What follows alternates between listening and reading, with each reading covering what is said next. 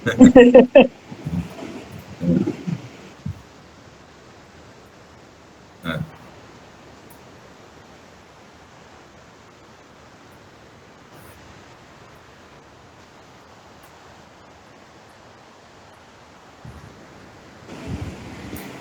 നമസ്കാരം. നമ്മുടെ ശാന്തിഗ്രാമവും ഐടെക്കും സംയുക്തമായി നടത്തുന്ന നെറ്റ് പ്രശ്നമാണ്. ഓക്കെ, നമസ്കാരം സാർ. ശാന്തിഗ്രാമവും ഐടെക്കും സംയുക്തമായി നടത്തുന്ന 5ാമത്തെ ബാച്ചാണിത്. കഴിഞ്ഞ 4 ബാച്ചിലായി നമ്മൾ 279 പേർ ഈ കോഴ്സ് വിജയകരമായി പൂർത്തിയാക്കിയിട്ടുണ്ട്. വളരെ സന്തോഷമുണ്ട് ഇങ്ങനെ ഒരു കോഴ്സ് ഐടെക്കിന്റെ നേതൃത്വത്തിൽ ശാന്തിഗ്രാമിൽ സംഘടിപ്പിക്കാൻ സാധിച്ചതിൽ. ഇന്ന് നമ്മുടെ 5ാമത്തെ ബാച്ച് ആരംഭിക്കുകയാണ്. 5ാമത്തെ ബാച്ചിൽ 47 പേരാണ് അഡ്മിഷൻ നേടിയിട്ടുള്ളത്. കുറച്ച് ആൾക്കാർ എത്തുമെന്ന് പ്രതീക്ഷിക്കുന്നു. എന്തായാലും ഈ ഒരു സാധാരണയിൽ വ്യത്യസ്തമായിട്ട് നമ്മുടെ ഈ കോഴ്സ് ആരംഭിക്കുമ്പോൾ തന്നെ ഞങ്ങളുടെ പ്രിയപ്പെട്ട ഗുരുനാഥനായ ഡോക്ടർ രഘു സാറ് കുറെ നാളായിട്ട് ശാന്തിഗ്രാമിന്റെ പ്രവർത്തനങ്ങൾക്ക് മാർഗനിർദ്ദേശം നൽകുകയും ഒരുപക്ഷെ എന്നെയും പങ്കജേഷ സാറിനെയൊക്കെ ഈ ഒരു മേഖലയിൽ പിടിച്ചു നിൽക്കുന്നതിന് വേണ്ടി വ്യത്യസ്ത പ്രതികൂല സാഹചര്യങ്ങളും പ്രതിബന്ധങ്ങളൊക്കെ തരണം ചെയ്യാൻ വേണ്ടി ഞങ്ങൾക്ക് ആവശ്യമായ കരുത്തേകിയ പ്രധാനപ്പെട്ട ഗുരുനാഥന്മാരിൽ ഒരാളാണ് എന്റെ പ്രിയപ്പെട്ട രഘു സാറിനെ ഈ പരിപാടി ഇനാഗുറേഷൻ ചെയ്യാൻ വേണ്ടി സാറ് സമ്മതിച്ചിട്ടുണ്ടായിരുന്നു. ഇന്ന് രാവിലെയാണ് സാറ് എനിക്ക് ചെന്നൈയിൽ നിന്ന് എത്തിയത്. എന്നാലും സാറ് നമ്മുടെ പ്രത്യേകിച്ച് സാറിന്റെ ശിഷ്യന്മാരായ 2 പേര് വിളിക്കുമ്പോൾ സാറിനെ ഏത് പരിപാടി ശാന്തിഗ്രാമം ക്ഷണിച്ചാലും സാറ് സ്ഥലത്തുണ്ടെങ്കിൽ ഞങ്ങളെ ക്ഷണം സ്വീകരിക്കാറും ഞങ്ങളോടൊപ്പം പങ്കെടുക്കാറുണ്ട്. സാറിനെ വളരെ സ്നേഹത്തോടുകൂടി ഏറെ ബഹുമാനത്തോടുകൂടി ഈ ഒരു പരിപാടി ഉദ്ഘാടനം ചെയ്യുന്നതിലേക്ക് സ്വാഗതം ചെയ്തുകൊള്ളുന്നു. പിന്നെ ഞങ്ങളുടെ ശാന്തിഗ്രാമിന്റെ തന്നെ ഉപദേശക സമിതി അംഗം കൂടിയായ ജോ സാറ്, തീർച്ചയായിട്ടും ജോ സാർ ആരോഗ്യരംഗത്താണ് സാറ് പ്രധാനമായും ശ്രദ്ധ കേന്ദ്രീകരിച്ചിരിക്കുന്നത്. സാറിന്റെ പല പഠനങ്ങളും നമ്മുടെ നിലവിലുള്ള ആരോഗ്യരംഗത്ത് സാഹചര്യങ്ങൾ മനസ്സിലാക്കുന്നതിനും അത് ബന്ധപ്പെട്ട അധികാരികളുടെ ശ്രദ്ധയിലേക്ക് കൊണ്ടുവരുന്നതിന് വേണ്ടിയുള്ള ഒരുപാട് കാര്യങ്ങൾ ജോ സാറ് ചെയ്യുന്നുണ്ട്. ജോ സാറിനെ കീനോട്ട് അഡ്രസ്സിന് വേണ്ടി എത്തിച്ചേർന്ന ജോ സാറിനെ വളരെ സ്നേഹത്തോടു കൂടി സ്വാഗതം ചെയ്യുന്നു. എല്ലാറ്റിനും ഉപരിയായിട്ട് ഞങ്ങളുടെ എവർ ലാഫിംഗ് മാസ്റ്ററായ സജു സാറാണ്. തീർച്ചയായിട്ടും സജു സാറിന്റെ ക്ലാസ് സാറിന് കഴിഞ്ഞ ദിവസം കോഴിക്കോട് ഒരു ക്ലാസ് എടുക്കാൻ വേണ്ടി പോയി 100ഓളം ആൾക്കാരുണ്ടായിരുന്നു. പക്ഷേ മൈക്കിന്റെ ഒരു അഭാവം, അവിടെ ഇലക്ട്രിസിറ്റി പ്രശ്നം വന്നപ്പോഴേക്ക് സാറിന് 100 പേരെയും സംബോധന ചെയ്തപ്പോഴേക്ക് സാറിന്റെ സൗണ്ട് ബോക്സ് ഒക്കെ ഇച്ചിരി കംപ്ലൈന്റ് ആയിപ്പോയി. എന്നിരുന്നാലും ഇന്നത്തെ ക്ലാസ് ഒരു ആമുഖ ക്ലാസ്സാണ്.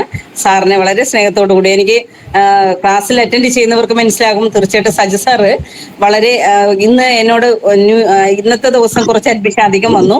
അപ്പോൾ പലരും ചോദിച്ചത് വിദ്യാഭ്യാസ യോഗ്യതയെ സംബന്ധിച്ചാണ്. തീർച്ചയായിട്ടും നമുക്ക് ഈ കോഴ്സിനെ സംബന്ധിച്ച് അത്യാവശ്യം മൊബൈൽ യൂസ് ചെയ്യാൻ അറിയാവുന്ന ഏവർക്കും വളരെ എളുപ്പത്തിൽ മനസ്സിലാകുന്ന രീതിയിൽ, വളരെ ലളിതമായി മനസ്സിലാകുന്ന രീതിയിലാണ് സജു സാറിന്റെ ക്ലാസ്. അപ്പൊ സാറിനെ വളരെ സ്നേഹത്തോടു കൂടി ആദരവോടുകൂടി സാറിനെ സ്വാഗതം ചെയ്യുന്നു.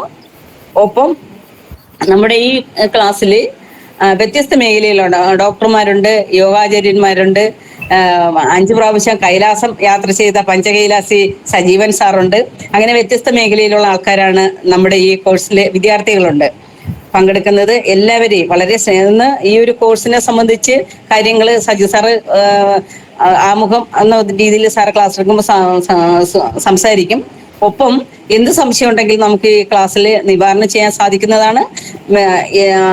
നമ്മുടെ ഈ ഒരു ഗ്രൂപ്പ് എന്ന് പറയുന്നത് നമ്മുടെ ക്ലാസ്സുമായി ബന്ധപ്പെട്ട മെസ്സേജുകൾ, സംശയങ്ങൾ ചോദിക്കുന്നതിന് വേണ്ടി ഉള്ള ഗ്രൂപ്പ് കൂടിയാണ്. തീർച്ചയായിട്ടും ഇതിൽ പങ്കെടുക്കാൻ എത്തിച്ചേർന്ന എല്ലാവരെയും, അപ്പൊ നിലവിലിപ്പം 35 പേരായിട്ടുണ്ട്. ഇനി ഒരു 10 പേരോളം ആൾക്കാർ ഇനി ജോയിൻ ചെയ്യാനുണ്ട്, എത്തുമായിരിക്കുമെന്ന് പ്രതീക്ഷിക്കുന്നു.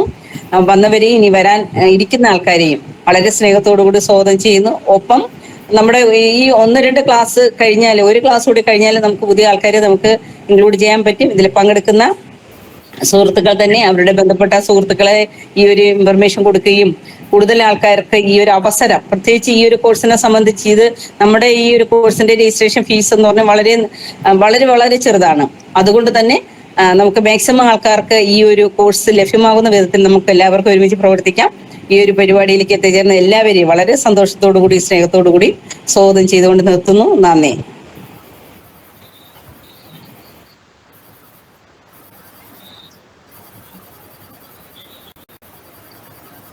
പോലെ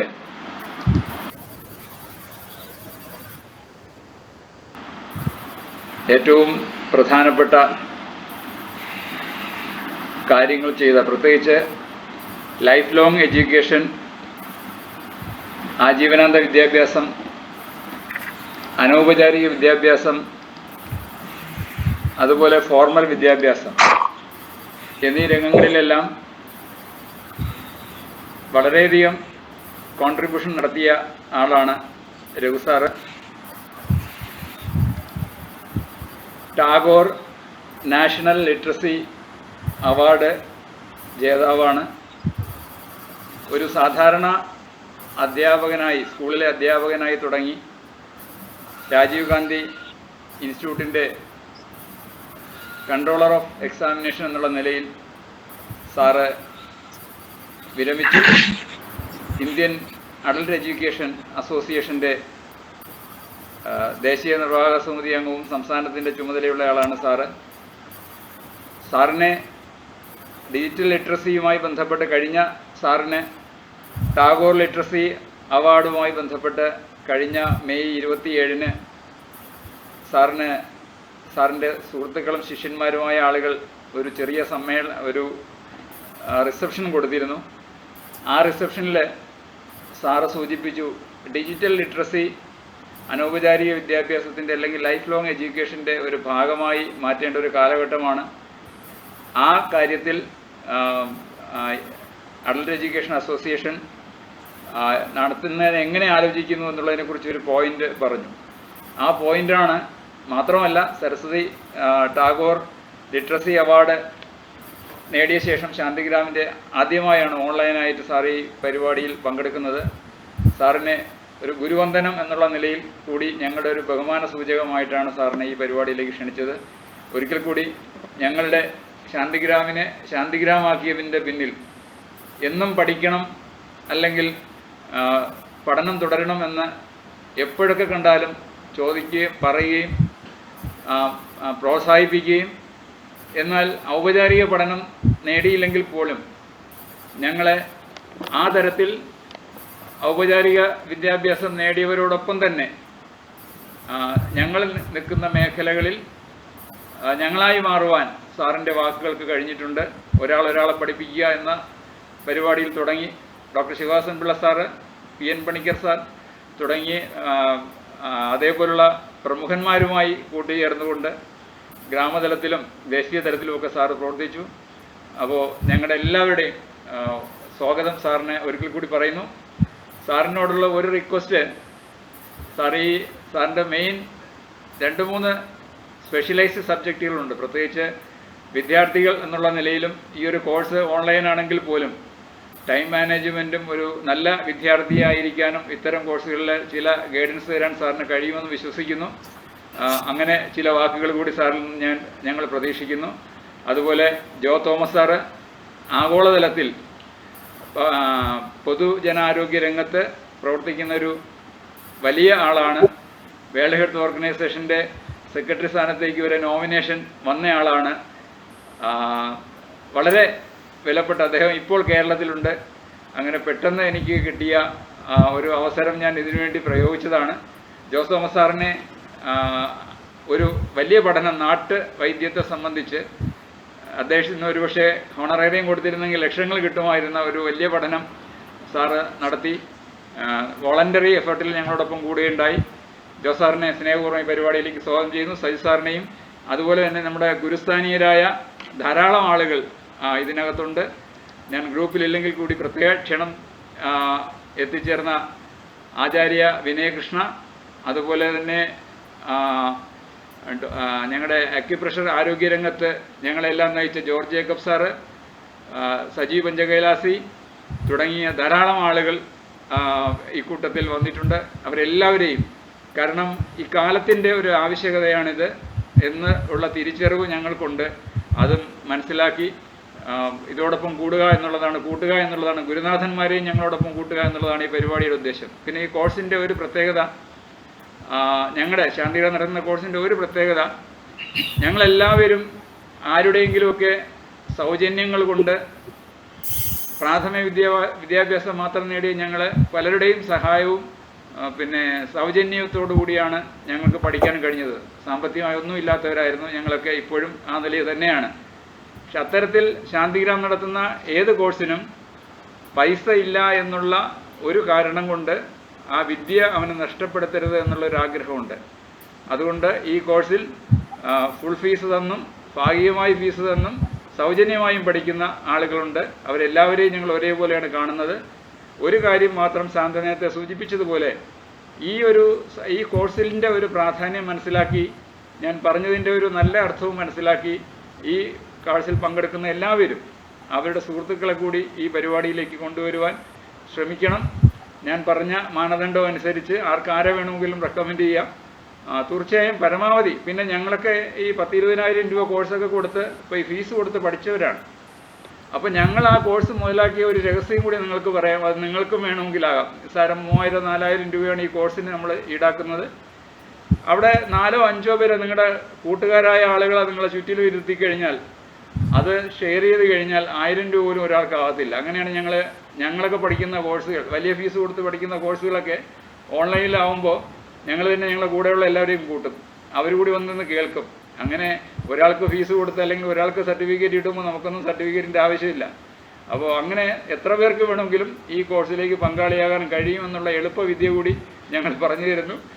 സമയം പാഴാക്കുന്നില്ല. ഏവരെയും രേഖ വെള്ളത്തൂലൊക്കെ ഉണ്ട്, പത്രപ്രവർത്തകനും പിന്നെ കലാകാരനും എല്ലാ പല ആളുകളുമുണ്ട്. ഞാൻ ഓരോരുത്തരും പേര് പറഞ്ഞ് സമയം കളയുന്നില്ല. എല്ലാവരെയും ഹാർദമായി സ്വാഗതം ചെയ്യുന്നു. ഈ പരിപാടിയിലേക്ക് രഘു സാറിനെ ആദരപൂർവ്വം ഉദ്ഘാടനം നടത്തുവാൻ വേണ്ടി സ്നേഹപൂർവ്വം ക്ഷണിക്കുന്നു.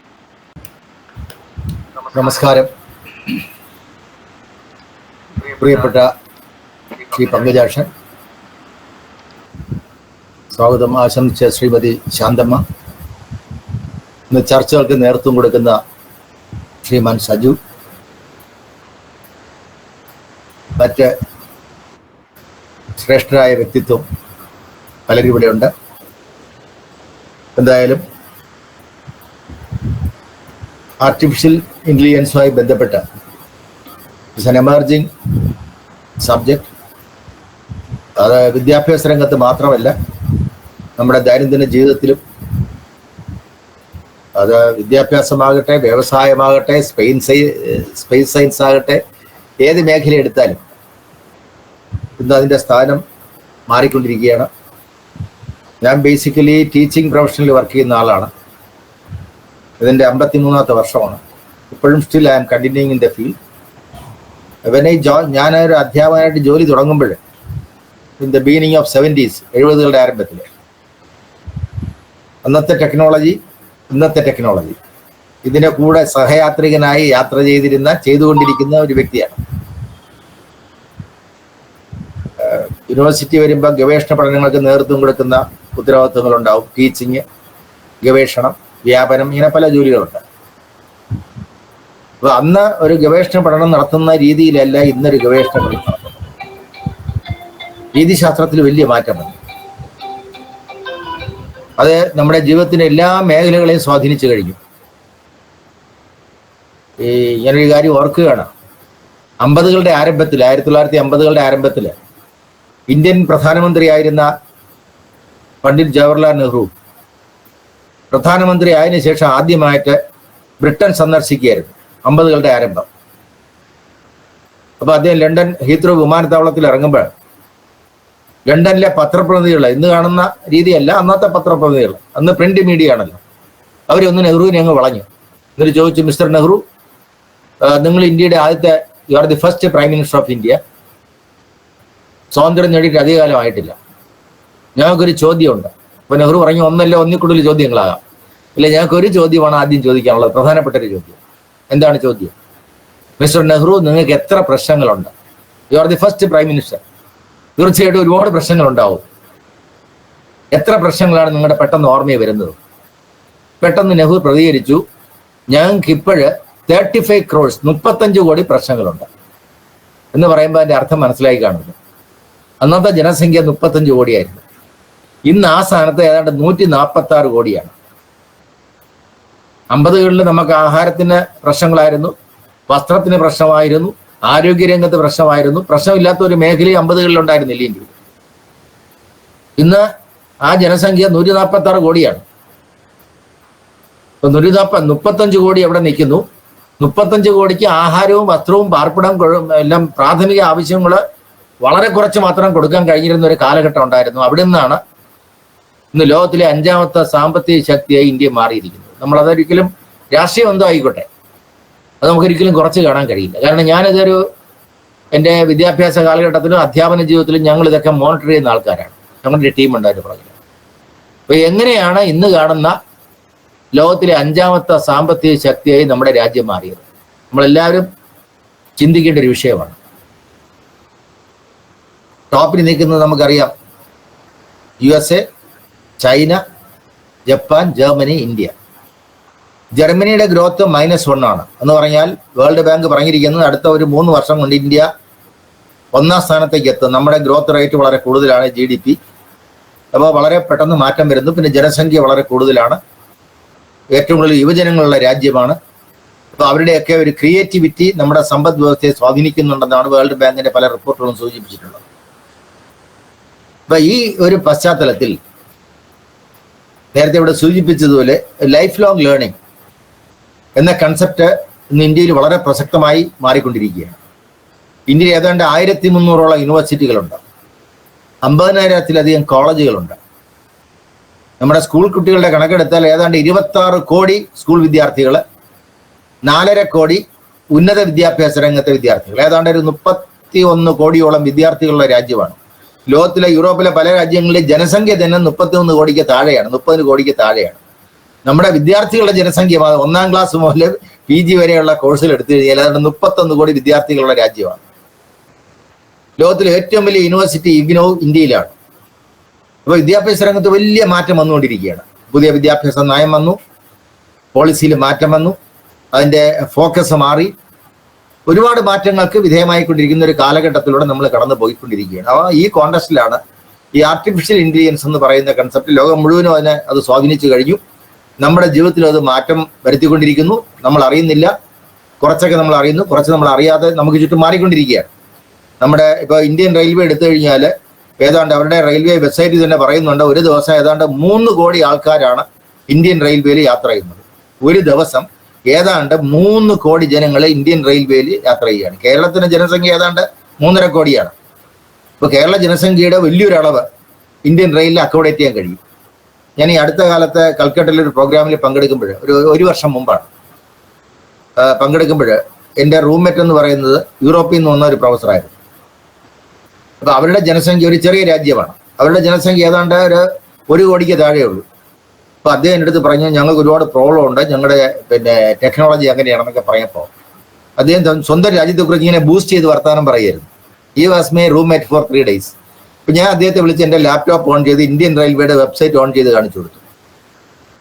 അന്ന് ഏതാണ്ട് 2.6 കോടി ജനങ്ങൾ ഇന്ത്യൻ റെയിൽവേ യാത്ര ചെയ്യുന്നുണ്ട് ഒരു ദിവസം. ഇത് കണ്ടപ്പോൾ അദ്ദേഹം ഞെട്ടി. ഞാൻ പറയും, നിങ്ങളുടെ രാജ്യത്തിന് ജനസംഖ്യ അക്കോമഡേറ്റ് ചെയ്യാൻ ഇന്ത്യയിലെ പകുതി ട്രെയിൻ മതി, കാരണം 1 കോടിക്ക് താഴെയുള്ളൂ. ഞങ്ങളുടെ ജനസംഖ്യ ഇത്രയാണ്, ഞങ്ങളുടെ അക്കോമഡേഷൻ കപ്പാസിറ്റി ഇത്രയാണ്. അപ്പൊ അങ്ങനെ ഇത് കണ്ടിട്ടില്ല, ഇത് കേട്ടിട്ടില്ല. അപ്പോഴയാൾ പറയുന്നു, ഇന്ത്യ ഈസ് സോ ഗ്രേറ്റ്. രാജ്യത്ത് വലിയ മാറ്റം വന്നിരിക്കുന്നു. നമ്മൾ പലപ്പോഴും കാര്യങ്ങളെ രാഷ്ട്രീയമായിട്ട് കാണുമ്പോൾ വസ്തുനിഷ്ഠമായിട്ട് കാര്യങ്ങൾ അപഗ്രഥിക്കാനും മനസ്സിലാക്കാനും കഴിയാതെ പോകുന്ന ഒരു രീതിയുണ്ട്. ഞാൻ കാണുന്നുണ്ട്, നമ്മളെല്ലാവരും കാണുന്നുണ്ട്. അപ്പൊ ചില യാഥാർത്ഥ്യങ്ങൾ തിരിച്ചറിഞ്ഞേ പറ്റും. ഇപ്പോൾ ലോകത്തിൽ ഏറ്റവും കൂടുതൽ പാൽ ഉൽപ്പാദിപ്പിക്കുന്ന രാജ്യം, പാലുൽപ്പന്നങ്ങൾ ഉൽപ്പാദിപ്പിക്കുന്ന രാജ്യമാണ് ഇന്ത്യ. അരിയുടെ കാര്യത്തിലും ഗോതമ്പിന്റെ കാര്യത്തിലും മറ്റ് പൾസസിന്റെ കാര്യത്തിലും 2ാം സ്ഥാനത്താണ്. ഇങ്ങനെ പല രംഗങ്ങളിലും വലിയ മാറ്റം വന്നിട്ടുണ്ട്. ഗുണമേന്മയിലും മാറ്റം വന്നിട്ടുണ്ട്. അതിലൊക്കെ ഒരുപാട് ചോദ്യങ്ങളുണ്ട്, ഞാൻ അതിലേക്ക് കിടക്കാൻ സമയമില്ല. അപ്പൊ ഈ രംഗത്തെല്ലാം തന്നെ, ഞാൻ ഈ പറഞ്ഞുകൊണ്ടിരിക്കുന്ന സകല രംഗങ്ങളിലും നിർമ്മിത ബുദ്ധിയുടെ സ്വാധീനമുണ്ട്. ഇത് വന്നപ്പോൾ ടീച്ചിങ്ങിൽ വന്നപ്പോൾ ടീച്ചേഴ്സിന് എൻ്റെ വലിയ സ്കൂൾ ടീച്ചേഴ്സൊക്കെ ചോദ്യം ചോദിച്ചു, ഇങ്ങനെ വന്നാൽ ആർട്ടിഫിഷ്യൽ ഇന്റലിജൻസ് ഇങ്ങനെ ആപ്ലിക്കേഷൻ വന്നു കഴിഞ്ഞാൽ ടീച്ചേഴ്സിന്റെ സ്ഥാനം ഇല്ലാതാകുമോ എന്നൊക്കെ ചോദ്യങ്ങൾ വന്നു. അത് ടെക്നോളജി പഠിക്കുന്ന ഒരു അധ്യാപകൻ എന്നും ഈ രംഗത്ത് പിടിച്ചു നിൽക്കും, അതിന് സംശയമൊന്നുമില്ല. അതിന് കഴിയാതെ വന്നാൽ you will be out. Survival of the fittest. നിങ്ങൾ ഇവിടെ പിടിച്ചു ചെയ്യാൻ കഴിയുമെങ്കിൽ ഏത് രംഗമായാലും ശരി, അത് ടീച്ചിങ് മാത്രമല്ല, ബിസിനസ് ആയിക്കോട്ടെ, ഏത് രംഗം എടുത്താലും. ഇപ്പോൾ ഒരു 10 വർഷം മുമ്പ് വേൾഡ് മൊബൈൽ ഫോൺ ടെക്നോളജിയിൽ ഏറ്റവും ടോപ്പായിരുന്നു നോക്കിയോ. ഒരു 15 വർഷം മുമ്പ് നോക്കിയോ ഇല്ലാത്ത ഫോണെന്ന് പറഞ്ഞാൽ നോക്കിയായിരുന്നു. പെട്ടെന്നാണ് മൈക്രോസോഫ്റ്റ് ഈ രംഗം കൈയടക്കുന്നത്. നോക്കിയയുടെ CEO കരഞ്ഞുകൊണ്ടാണ് അവർ പറഞ്ഞു, ഞങ്ങൾ തെറ്റൊന്നും ചെയ്തിട്ടില്ല, പക്ഷേ ഞങ്ങളുടെ ബിസിനസ് ഇല്ലാതെയായി. എന്താ കാരണം? നോക്കിയ വിചാരിച്ചു അവരുടെ ടെക്നോളജിയാണ് ലോകത്തിലെ ഏറ്റവും വലിയ ടെക്നോളജി, അതുകൊണ്ട് ഞങ്ങളെ ആരും കടത്തി വിട്ടില്ല. അവരെ റിസർച്ചും ഇന്റലിജൻസും അല്പം കുറഞ്ഞു. മൈക്രോസോഫ്റ്റ് ആ രംഗം കൈയടക്കി, കൊണ്ടങ്ങ് കയറി. പിന്നെ സാംസങ് വന്നു, പിന്നെ ഒരുപാട് സീരീസ് ഓഫ് ഫോൺസ്. കാരണം അവരെല്ലാവരും ആർട്ടിഫിഷ്യൽ ഇന്റലിജൻസ്, ഇന്ന് പുതിയ ഫോൺ ടെക്നോളജി വന്നു കഴിഞ്ഞു. ചൈനയിൽ ഇപ്പോൾ വന്നു കഴിഞ്ഞു, നമ്മൾ വെബ്സൈറ്റിലേക്ക് കണ്ടിരിക്കും, വലിയ ടെക്നോളജി വന്നു കഴിഞ്ഞു. അപ്പൊ ഇങ്ങനെ ഇന്ന് ലോകത്തിൽ ഏറ്റവും കൂടുതൽ മൊബൈൽ ഫോൺ ഉൽപ്പാദിപ്പിക്കുന്ന 2ാമത്തെ രാജ്യമായി ഇന്ത്യ മാറിയിരിക്കുന്നു.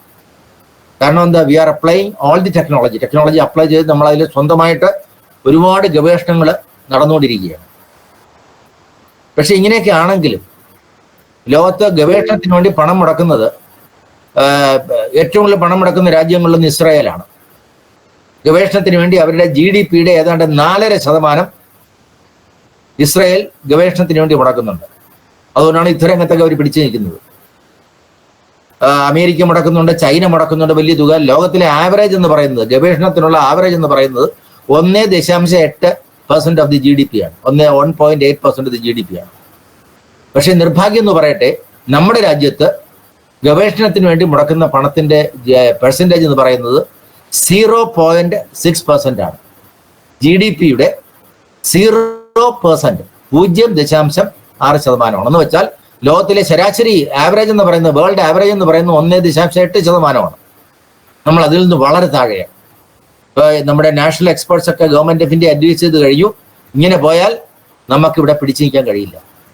കാരണം ഗവേഷണ രംഗത്ത് വലിയ തുക നമുക്ക് മുടക്കേണ്ടി വരും. കുറഞ്ഞത് നമ്മുടെ GDPയുടെ 2% മുടക്കാൻ കഴിഞ്ഞാലേ ഇന്ത്യക്ക് വേൾഡ് ടെക്നോളജിയിൽ പിടിച്ചു നിൽക്കാൻ പറ്റും. ഇതാണ് കണക്കുകൾ കാണിക്കുന്നത്. അപ്പോൾ government of India is also seriously thinking, അതിനെക്കുറിച്ച് വളരെ ഗവേഷണം ആഴത്തിൽ ചിന്തിക്കുകയാണ്. കാരണം കൂടുതൽ പണം മുടക്കണം. വിദ്യാഭ്യാസത്തിന് വേണ്ടി മുടക്കുന്ന ഏതാണ്ട് 4.6% GDPയുടെ. അത് പോരാ, അത് 6% ആകണം. റിസർച്ചിന് വേണ്ടി കുറഞ്ഞത് വേൾഡ് ശരാശരി എന്ന് പറയുന്ന 1.8 മുകളിൽ 2% മുടക്കിയില്ലെങ്കിൽ ഇന്ത്യക്ക് ഈ ടെക്നോളജിയിൽ പിടിച്ചു നിൽക്കാൻ കഴിയില്ല. നമ്മളിപ്പോൾ ലോക സാമ്പത്തിക രംഗത്ത് 5ാം സ്ഥാനത്താണ്. താമസിക്കാതെ 3ാം സ്ഥാനത്തെത്തും. ജർമ്മനിയിൽ -1 ഗ്രോത്ത് ആണ്. ജപ്പാനിൽ വളരെ കുറച്ചാണ്, നമ്മളെക്കാളും വളരെ താഴെയാണ്. നമ്മളേതാണ്ട് 6% GDPയുടെ ഗ്രോത്തിലേക്ക് മാറി എന്നാണ് വേൾഡ് ബാങ്ക് കണക്ക്. അപ്പൊ അങ്ങനെ പോവുകയാണെങ്കിൽ ഒരു 3 വർഷം കൊണ്ട് 3ാം സ്ഥാനത്ത്. USA 1, China 2, India 3. അപ്പോൾ വലിയ മാറ്റമാണ് വരാൻ പോകുന്നത്. അപ്പൊ ഗവേഷണം, പ്രത്യേകിച്ച് ആർട്ടിഫിഷ്യൽ ഇന്റലിജൻസിന് വേണ്ടിയുള്ള ഗവേഷണം, അതിൽ കൂടുതൽ തുക മുടക്കണം. അത് വിദ്യാഭ്യാസ രംഗത്ത്, വ്യവസായ രംഗത്ത്, ദൈനംദിന ജീവിതത്തിലെ ട്രാൻസ്പോർട്ട്, കമ്മ്യൂണിക്കേഷൻ എന്ന് വേണ്ട സകല രംഗങ്ങളെ അടിസ്ഥാനപരമായി സ്വാധീനിക്കാൻ പോകുന്ന ഒരു കാര്യമാണ് നിർമ്മിത ബുദ്ധി.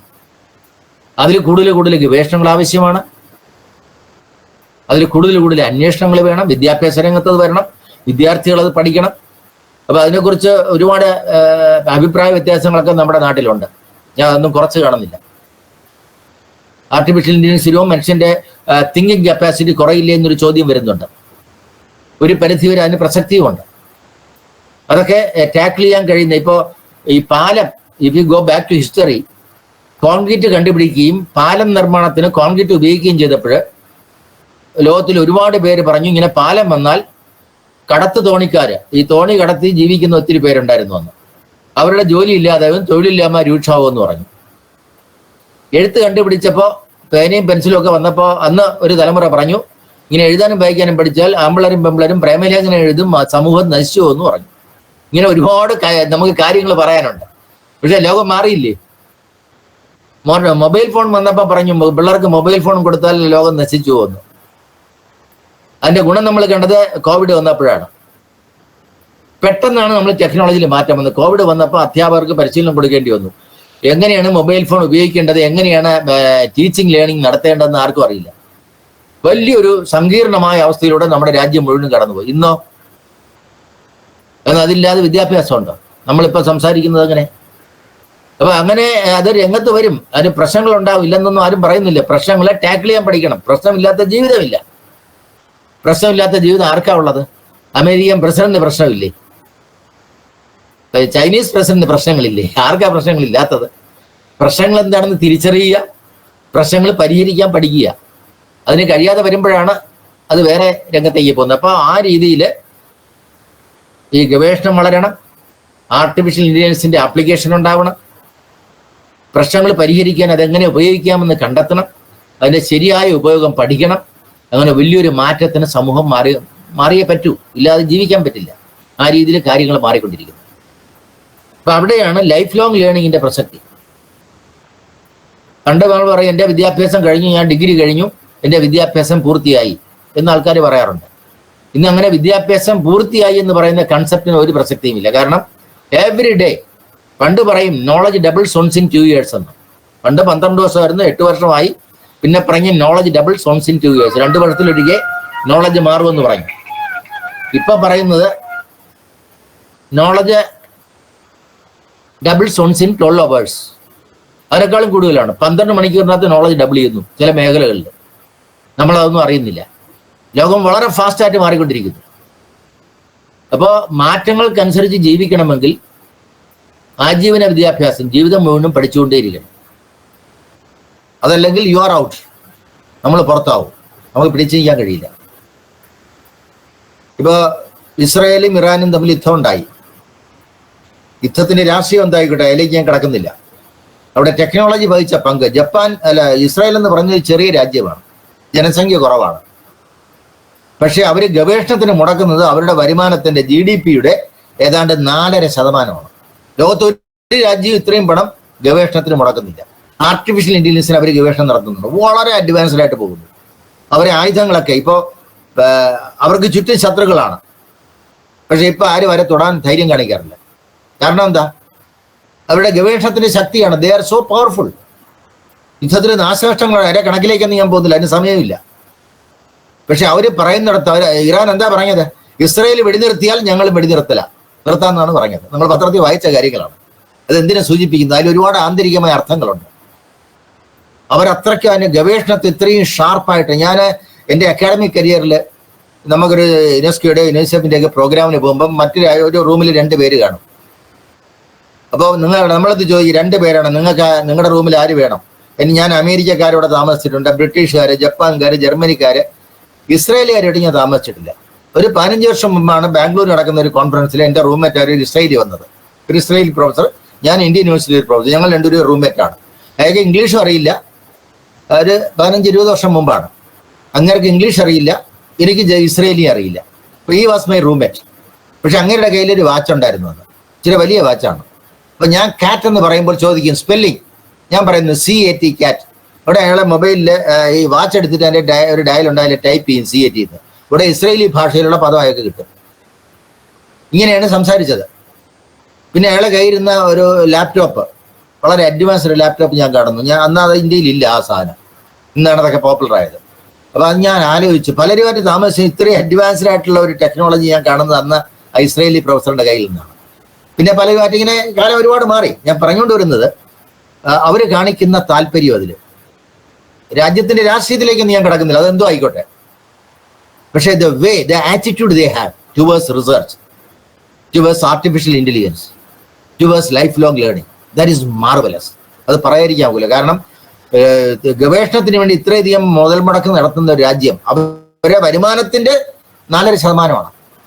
അത്ര വലിയ GDP ഉള്ള രാജ്യമല്ല. എങ്കിൽ പോലും അവർ ലോകം മുഴുവനും ഒരു ശക്തിയായി കാണിച്ചിരിക്കുന്നു. അവർ കാണിച്ച അവരുടെ മൊസാദിന്റെ ശക്തിയെക്കുറിച്ചൊക്കെ ഞാൻ പറയേണ്ട കാര്യമില്ല. അത് വെബ്സൈറ്റിൽ കയറി നോക്കിയാൽ നമുക്ക് മനസ്സിലാവും. എന്താ കാര്യം? Application of artificial intelligence, there money they invest in research. ഗവേഷണത്തിന്, ലൈഫ് ലോങ് ലേണിങ്ങിന് അവർ മുടക്കുന്ന പണം അത്രയ്ക്ക് ആഴത്തിൽ പോയിക്കൊണ്ടിരിക്കുകയാണ്. ഇപ്പോഴും നടത്തിക്കൊണ്ടിരിക്കുകയാണ് അവർ. ഞാൻ പറഞ്ഞുകൊണ്ട് വന്നത് അതിന്റെ രാഷ്ട്രീയത്തിലേക്കല്ല ഞാൻ കിടക്കുന്നത്. അത് എങ്ങനെ നമ്മുടെ ജീവിതത്തിൽ വരണം. എത്ര പ്രായമായാലും ശരി, പഠിക്കാൻ കഴിഞ്ഞില്ലെങ്കിൽ നിങ്ങൾ ഔട്ടാണ്, യു ആർ ഔട്ട്. പണ്ടൊക്കെ നമ്മൾ PG ക്ലാസ്സിൽ ഒരു അസൈൻമെന്റ് കൊടുക്കുമ്പോൾ പറയും, ഈ അസൈൻമെന്റ് ഒരാഴ്ചക്കകത്ത് ക്ലാസ്സിൽ സബ്മിറ്റ് ചെയ്യാൻ പറയും. കുട്ടികളെ പുസ്തകമൊക്കെ റെഫർ ചെയ്ത് എഴുതണം, ഒരാഴ്ച എടുക്കും. ഇപ്പൊ രാവിലെ ഒരു അസൈൻമെന്റ് കൊടുത്താൽ വൈകുന്നേരം രാവിലെ 9:30 അസൈൻമെന്റ് കൊടുക്കുന്നു. They are given 3 hours. 3.5 മണിക്കൂർ കഴിയുമ്പോൾ അവർ 10 പേജില് മെറ്റീരിയലിന്റെ മുമ്പ് സബ്മിറ്റ് ചെയ്യും. മെറ്റീരിയൽ സബ്മിറ്റ് ചെയ്യുമ്പോൾ റെഫറൻസ് പറയണം, എവിടെ നിന്നൊക്കെയാണ് എടുത്തത് എന്ന് റെഫറൻസ് പറയാനുണ്ട്. റെഫറൻസ് പറയണം, അത് നമുക്ക് ചെക്ക് ചെയ്യാൻ പറ്റും. അപ്പൊ പണ്ട് ഒരാഴ്ച അല്ലെങ്കിൽ 2 ആഴ്ച കൊണ്ട് പഠിച്ചിരുന്ന കാര്യം ഇന്ന് കുട്ടികൾ 3 മണിക്കൂർ 2 മണിക്കൂർ കൊണ്ട് ചെയ്യാൻ ശേഷിയുള്ളവരാണ്. ഞാൻ പഠിപ്പിക്കുമ്പോൾ അങ്ങനെയാണ് ഞാൻ ചെയ്യാറുള്ളത്. അതും അവരറിയണമല്ലോ, കാരണം you live in A different world. അപ്പൊ അങ്ങനെ വരുമ്പോൾ അത് പ്രായം വ്യത്യാസമല്ല, ഒരു കോഴ്സിന് പഠിക്കുക എന്നുള്ളതല്ല. ലോകം മാറിക്കൊണ്ടിരിക്കുന്നു. അത് കച്ചവടമായിക്കോട്ടെ, റേഷൻ കട ആയിക്കോട്ടെ, പുസ്തകക്കട ആയിക്കോട്ടെ, ട്രാൻസ്പോർട്ട്, കമ്മ്യൂണിക്കേഷൻ, എനി ഏരിയ, ഭക്ഷണം, എവരിവെയർ ഇറ്റ് ഈസ് ഇൻഫ്ലുവൻസിങ്. അതില്ലാത്തൊരു ജീവിതമില്ല. ഇവിടെ പിന്നെ ലൈഫ് ലോങ് ലേണിംഗ് ഞാൻ പറഞ്ഞല്ലോ, കുട്ടി ജനിച്ചു കഴിഞ്ഞാൽ മരിക്കും. നമ്മൾ പറയും വിദ്യാഭ്യാസം എന്ന് പറയുന്നത് വൂം ടു ടോം, അമ്മയുടെ ഗർഭാത്രത്തിൽ തുടങ്ങി ശവക്കല്ലറ അവസാനിക്കുന്ന ദീർഘമായ യാത്ര. ഈ യാത്രക്കിടയിൽ ഒരുപാട് അനുഭവങ്ങളിലൂടെ നമ്മൾ കടന്നു പോകുന്നു.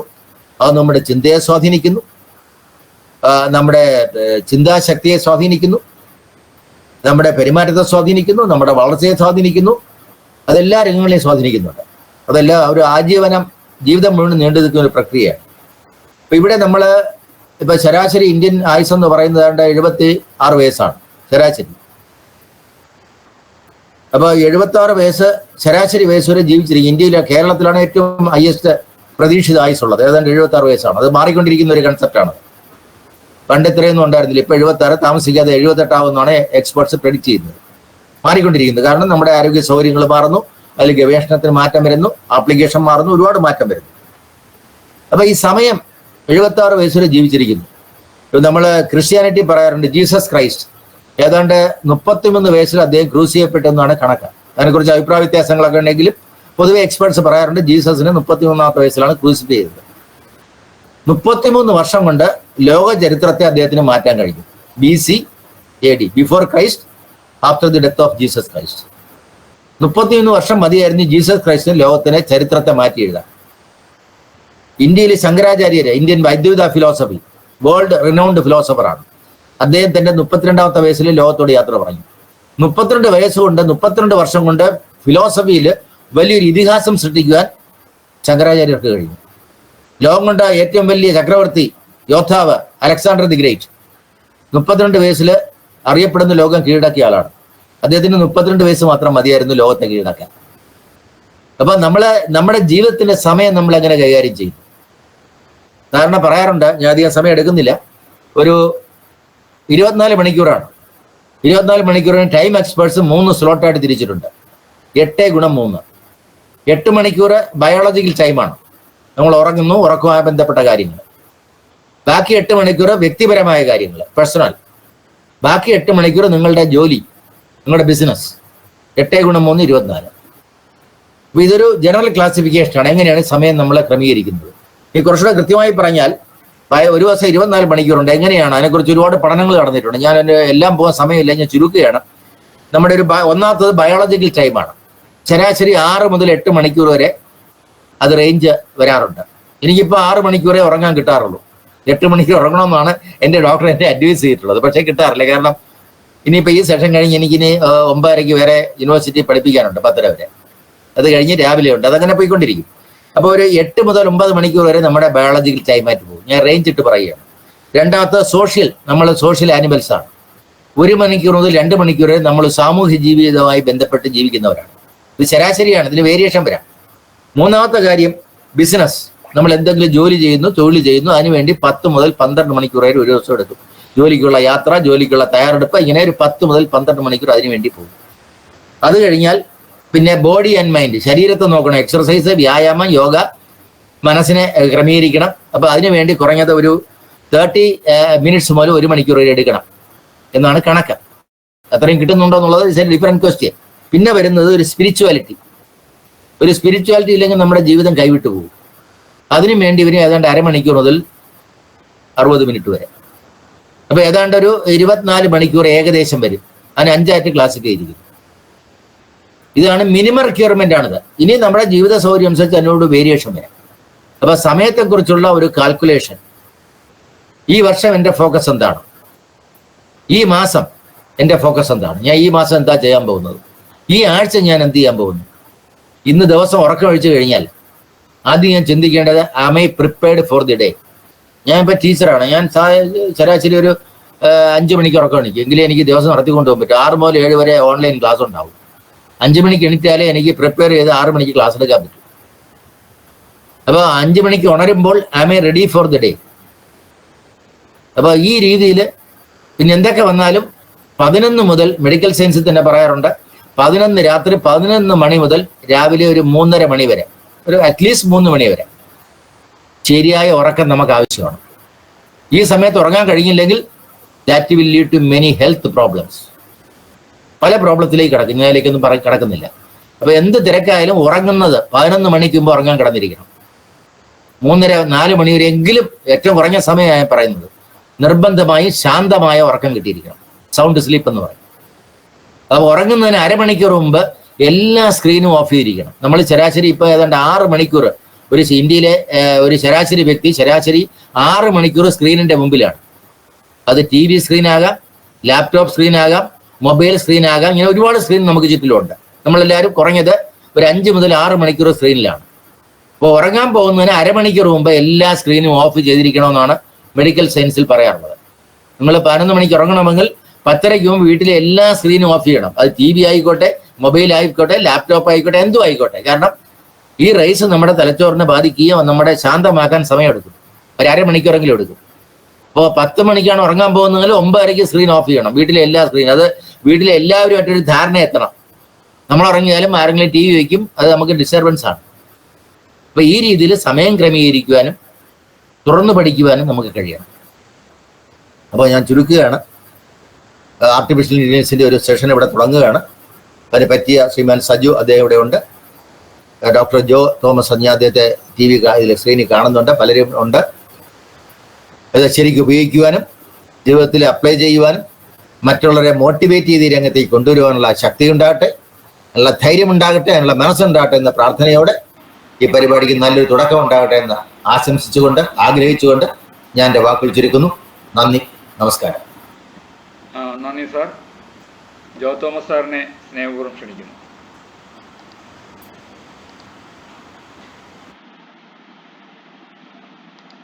മൈക്ക് ഓൺ ചെയ്യണേ സാർ. സോറി. എല്ലാവർക്കും നമസ്കാരം. ശാന്തിഗ്രാമിലെ പരിപാടിയിൽ പങ്കെടുക്കാൻ എപ്പോഴും ഇറ്റ്സ് എൻ എക്സൈറ്റിംഗ് ആൻഡ് ഒരു വളരെ താല്പര്യമുള്ളൊരു കാര്യമാണ്. ഞാനത് അറേഞ്ച് ചെയ്തവരോട് അതിനെ ഞാൻ നന്ദി അറിയിക്കുന്നു. പങ്കജേഷ് സാറ് അതുപോലെ അത് അറേഞ്ച് ചെയ്ത എല്ലാവരോടും, പ്രത്യേകിച്ചും സജു സാർ ഇതിനു വേണ്ടി തയ്യാറായി നിൽക്കുകയാണ്. എനിക്കറിയാം എൻ്റെ പ്രസംഗം കേൾക്കാനല്ല ആൾക്കാർ വന്നിരിക്കുന്നത്, 41 പേരുണ്ട്. അതുകൊണ്ട് എനിക്ക് ഏകദേശം 1-2 വാക്ക് പറഞ്ഞ് ഞാൻ ഉടനെ നിർത്ത, ഒരു 3-4 മിനിറ്റ് കൂടി എടുക്കുന്നില്ല. നമ്മളൊരു 15 വർഷം മുമ്പ് ഇന്റർനെറ്റിന്റെ റെവല്യൂഷൻ തുടങ്ങിയപ്പോൾ അന്ന് ഇന്റർനെറ്റ് പഠിക്കാനുള്ള ഇങ്ങനത്തെ സമുദായങ്ങളൊന്നും ഇല്ലായിരുന്നു. ഞാൻ അന്ന് ആദ്യത്തെ ഇന്റർനെറ്റ് ഇന്ത്യ വരുന്നതിൻ്റെ സെർവർ ചെന്നൈയിലുണ്ടായിരുന്നത്, ഒറ്റ സെർവർ. അത് കഴിഞ്ഞ് ബോംബെ വന്നു, പിന്നെ കൽക്കട്ട വന്നു. ഇങ്ങനെയാണ് ആ സെർവറിന്റെ എക്സ്പാൻഷൻ വന്നത്. അപ്പൊ അങ്ങനെ വെച്ച് നോക്കുമ്പോൾ ഇന്നിപ്പോൾ എല്ലാ ഓഫീസുകളിലും സെർവർ ആയിട്ടുണ്ട്, അത്രയാണ് എക്സ്പാൻഡ് ചെയ്തിരിക്കുന്നത്. ഇന്റർനെറ്റിന്റെ വിപ്ലവം നമ്മുടെ എങ്ങനെ ഡേ ടു ഡേ ജീവിതത്തിൽ വന്നു എന്നുള്ളത് നമുക്കന്ന് കാണാൻ സാധിച്ചില്ല. അതിൻ്റെ ഒരു 100 മടങ്ങായിട്ടുള്ള മാറ്റമാണ് നിർമ്മിത ബുദ്ധി നമ്മുടെ ജീവിതത്തിൽ വരുത്താൻ പോകുന്നത്. അത് എങ്ങനെയാണ് ഇതിനെ നമ്മുടെ ജീവിതത്തെ ബാധിക്കാൻ പോകുന്നതിനെ പറ്റി പോലും നമുക്ക് വ്യക്തമായിട്ട് ധാരണ ഇപ്പോഴില്ല. അതുകൊണ്ട് ഇങ്ങനത്തെ ഇതേപ്പറ്റി മനസ്സിലാക്കാനും അത് എങ്ങനെ ജീവിതത്തിൽ ഉപയോഗിക്കാം എന്നുള്ളതിനെ പറ്റിയും ശാന്തിഗ്രാം പോലുള്ള ഏജൻസികൾ ഒരു ജനകീയവൽക്കരിക്കുന്നതിന് ഞാനത് അങ്ങേയറ്റം അഭിനന്ദിക്കുന്നതാണത്. ഇന്റർനെറ്റ് കാലത്ത് ഇങ്ങനത്തെ അതില്ലായിരുന്നു, ഇന്റർനെറ്റ് തുടങ്ങിയപ്പോൾ. പക്ഷേ നിർമ്മിത ബുദ്ധി വന്നപ്പോൾ ഇങ്ങനത്തെ സാഹചര്യങ്ങൾ ഉണ്ടായിരുന്നു, ടെക്നോളജി എക്സ്പാൻഡ് ചെയ്തിട്ടുണ്ട്.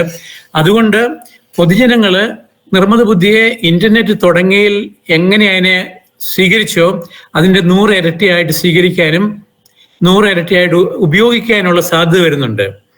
ആ സാധ്യതകൾ എങ്ങനെയാണെന്ന് അറിയാൻ വേണ്ടിയിട്ടുള്ളതിന്റെ പ്രാഥമിക പാഠമാണ് നമ്മൾ ഇന്നിവിടെ കാണുന്നത്. പ്രാഥമിക പാഠം പോലും അല്ല, ബേബി സ്റ്റെപ്സ് എന്ന് പറയാതെ. പക്ഷെ അതിൽ പങ്കെടുക്കാനുള്ള അവസരം ഉണ്ടാകുകയും അത് ഫോളോ അപ്പ് ചെയ്യാൻ സാധിക്കുകയും ചെയ്യുന്നത് ജീവിതത്തിലെ കണ്ടിന്യൂയിങ് ലൈഫ് എഡ്യൂക്കേഷൻ്റെ ഒരു പ്രധാന ഭാഗമായിട്ടുള്ളതാണ്. ആൻഡ് അടുത്ത മീറ്റിങ്ങിൽ കൂടുതൽ യങ്സ്റ്റേഴ്സിനെ കാണാമെന്ന് പ്രതീക്ഷിക്കുന്നു. പക്ഷേ ഇന്റർനെറ്റ് ലൈഫ് ലോങ് എഡ്യൂക്കേഷൻ്റെ ഭാഗമായതുകൊണ്ട് ഏജ് ഡസൻ മാറ്റർ ഫോർ ഇത് പഠിക്കാനായിട്ട് ഈ പങ്കെടുക്കുന്ന എല്ലാവർക്കും, അതുപോലെ ഇതിൻ്റെ അധ്യാപകർക്കും അതിൻ്റെ ഗുരുക്കന്മാർക്കും ഇതിൻ്റെ ഓർഗനൈസേഴ്സിനും എല്ലാം ഞാൻ നന്ദി പറയുന്നു. ഞാൻ എല്ലാവർക്കും ആശംസകൾ നേരുന്നു. Thank you very much.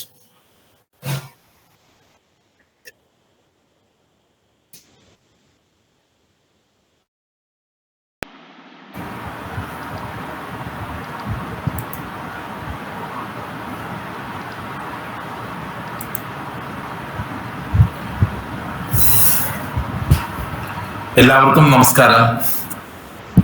നമ്മുടെ 5ാമത്തെ ബാച്ചാണ്. ഈ കഴിഞ്ഞുപോയ 4 ബാച്ചുകളിലും ഉദ്ഘാടനവും അങ്ങനെയുള്ളൊരു ഔപചാരികമായ തുടക്കം ഉണ്ടായിരുന്നില്ല. എന്തായാലും ഈ ബാച്ചിന് അങ്ങനെ ഒരു നല്ല ഒരു ശുഭകരമായ ഒരു ഔപചാരികമായ തുടക്കം ഉണ്ടാകുന്നത് നമ്മുടെ പ്രിയപ്പെട്ട രഘു സാറിന്റെ ഉദ്ഘാടന പ്രസംഗമൊക്കെ എല്ലാവർക്കും വളരെ ഒരു കാഴ്ചപ്പാട് ഉണ്ടാക്കാൻ വളരെ സഹായകരമായി. അതുപോലെ തന്നെ ഡോക്ടറുടെ പ്രഭാഷണമൊക്കെ വളരെ ഗുണകരമായിരുന്നു. അപ്പോൾ ഞാനിനി ഇതിനെക്കുറിച്ചുള്ള ആമുഖം ഒന്നും അല്ല പറയുന്നത്, നേരിട്ട് തന്നെ, ഇനി വളരെ കുറച്ച് സമയമേ ഉള്ളൂ, നേരിട്ട് തന്നെ കോഴ്സിനെ കുറിച്ച് കുറച്ച് കാര്യങ്ങൾ പറയുന്നു. നമ്മുടെ ക്ലാസ്, ഔപചാരികമായ ക്ലാസ് അടുത്ത വ്യാഴാഴ്ച, മറ്റന്നാൾ ആണ് ഇതേ സമയത്തുണ്ട്. അത് മുതൽ ഉള്ള ദിവസങ്ങളിൽ കൃത്യമായി ക്ലാസ് മാത്രമേ ഉണ്ടാവുള്ളൂ. ഓക്കെ, ഇതിനെക്കുറിച്ചുള്ള നമ്മുടെ എയെ കുറിച്ച് അതിന്റെ പശ്ചാത്തലവും മറ്റു കാര്യങ്ങളും എല്ലാം കഴിഞ്ഞ ക്ലാസ്സിൽ ഞാൻ ഏതാണ്ട് ഒരു 45 മിനിറ്റോളം സമയം അതിനെ സംബന്ധിച്ച് സംസാരിച്ചിരുന്നു. അത് വീണ്ടും ഞാൻ ആവർത്തിക്കുന്നില്ല. നമ്മുടെ കോഴ്സിൽ പങ്കെടുക്കുന്നവരാണ് ഇന്നിപ്പോൾ ഇവിടെ ഉള്ളത്. നമ്മുടെ ഈ പ്രോഗ്രാം എന്ന് പറയുന്നത് അത് അതിൻ്റെ ഒരു സീക്വൻസ്, അതിൻ്റെ ഒരു ക്രമം. ആദ്യം നമ്മൾ തുടങ്ങുന്നത് ഈ ഭാഷ, നമ്മൾ ഇതിനകത്ത് കാര്യങ്ങളൊക്കെ ചെയ്യണമല്ലോ, ആ ഭാഷ ഉപയോഗിക്കാനുള്ള കാര്യങ്ങളാണ്. AI പഠിക്കണമെങ്കിൽ നമ്മൾ അതിൻ്റെ ഇൻപുട്ട് എങ്ങനെ കൊടുക്കണം, ഭാഷ എങ്ങനെ കൊടുക്കണം, പ്രോംപ്റ്റ് എങ്ങനെ കൊടുക്കണം എന്ന് സംബന്ധിച്ചാണ്. അപ്പൊ നമ്മൾക്ക് ഏറെക്കുറെ എല്ലാവർക്കും ഇംഗ്ലീഷ് അറിയാവുന്നവരൊക്കെ ഇതിനകത്തുണ്ടെങ്കിലും കൂടുതൽ പേരും മാതൃഭാഷയാണ് കൂടുതൽ കാര്യക്ഷമമായി ഉപയോഗിക്കാൻ കഴിയുന്നത്. അപ്പൊ മാതൃഭാഷ ഉപയോഗിച്ചുകൊണ്ട് തന്നെ നമുക്ക് മറ്റേത് ഭാഷയും കൈകാര്യം ചെയ്യാനുള്ള ഒരു ശേഷി AI-യുടെ സഹായത്തോടു കൂടി നമുക്ക് ലഭിക്കും. അതിലൊരു പ്രധാനപ്പെട്ട കാര്യം, നമ്മുടെ മലയാള ഭാഷ, മലയാളത്തിൽ നമ്മൾ ഈ കാര്യങ്ങൾ ഇതിനകത്ത് നമ്മൾ ഉപയോഗിക്കുമ്പോൾ മലയാളത്തിൽ നമ്മൾ പറയുന്നത് ടെക്സ്റ്റായിട്ട് മാറണം. ആ ടെക്സ്റ്റായിട്ട് കിട്ടുന്നതിനെ നമുക്ക് അതിനെ വോയിസ് ആയിട്ട് കൺവെർട്ട് ചെയ്യണം. ഇതിനെല്ലാം ഉള്ള സങ്കേതങ്ങളായിരിക്കും നമ്മൾ ആദ്യം നോക്കുന്നത്. അതായത് കമ്പ്യൂട്ടറിന്, ഇന്റർനെറ്റിന് മനസ്സിലാവുന്ന ഭാഷ എന്ന് പറയുന്നത് യൂണിക്കോഡാണ്. മലയാളം യൂണിക്കോഡാണ്. പലപ്പോഴും നമ്മൾ DTP സെന്ററിലൊക്കെ നമ്മൾ DTP ചെയ്ത് എടുക്കുന്നതെല്ലാം ഒരു ഗ്രാഫിക് ഫോണ്ടുകളാണ്. അപ്പോൾ ഗ്രാഫിക് ഫോണ്ടുകളെ നമുക്ക് യൂണിക്കോഡ് ഫോണ്ടുകളാക്കി മാറ്റണം. യൂണിക്കോഡ് ഫോണ്ടുകളെ ഗ്രാഫിക് ഫോണ്ടുകളാക്കി മാറ്റണം. നമ്മൾ ടൈപ്പ് ചെയ്യാൻ, മലയാളത്തിൽ ടൈപ്പ് ചെയ്യാനൊക്കെ എല്ലാവർക്കും പ്രയാസമായിരിക്കും. അപ്പൊ നമുക്ക് വളരെ വേഗത്തിൽ നമുക്ക് വോയിസ് ആയി കൊടുക്കുകയും ആ വോയിസിനെ ടെക്സ്റ്റായിട്ട് കൺവെർട്ട് ചെയ്യുകയും ആ ടെക്സ്റ്റ് കൺവെർട്ട് ചെയ്യുന്ന വിവിധ ടൂളുകൾ നമ്മൾ പരിചയപ്പെടുക എന്നതാണ് നമ്മൾ ആദ്യം ചെയ്യുന്നത്. രണ്ടാമത്, ഇത് AI ഉപയോഗിക്കണമെങ്കിൽ അതിൻ്റെ നിർദ്ദേശങ്ങൾ കൊടുക്കുകയാണ്. അതായത് മറ്റ് സാങ്കേതിക വിദ്യകളെക്കാളും ഇത് ഏറ്റവും കൂടുതൽ യൂസർ ഫ്രണ്ട്ലി ആവുന്നത്, ഒരു സൗഹാർദ്ദമായ ടെക്നോളജി ആയി മാറുന്നത് ഇത് നമ്മൾ നിർദ്ദേശങ്ങൾ കൊടുക്കുന്നു. ആ നമ്മുടെ നിർദ്ദേശം അനുസരിച്ച് നമ്മൾ കാര്യങ്ങൾ ചെയ്തു തരുന്നു.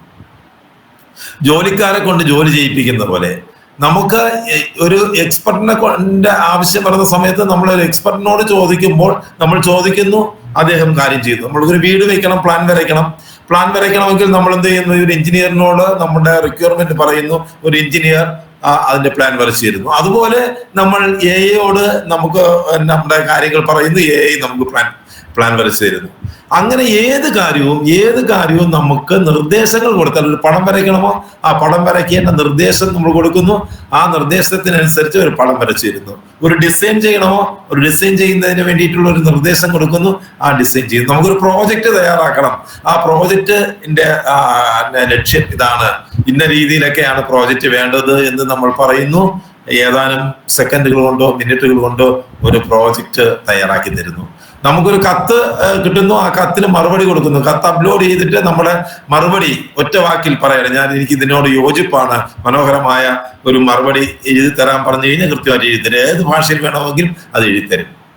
നമ്മുടെ കയ്യിലിരിക്കുന്ന ഡോക്യുമെന്റ് അപ്ലോഡ് ചെയ്തിട്ട് അത് വിശദീകരിച്ച് തരാൻ പറഞ്ഞു കഴിഞ്ഞാൽ വിശദീകരിച്ചു തരും. അപ്പോൾ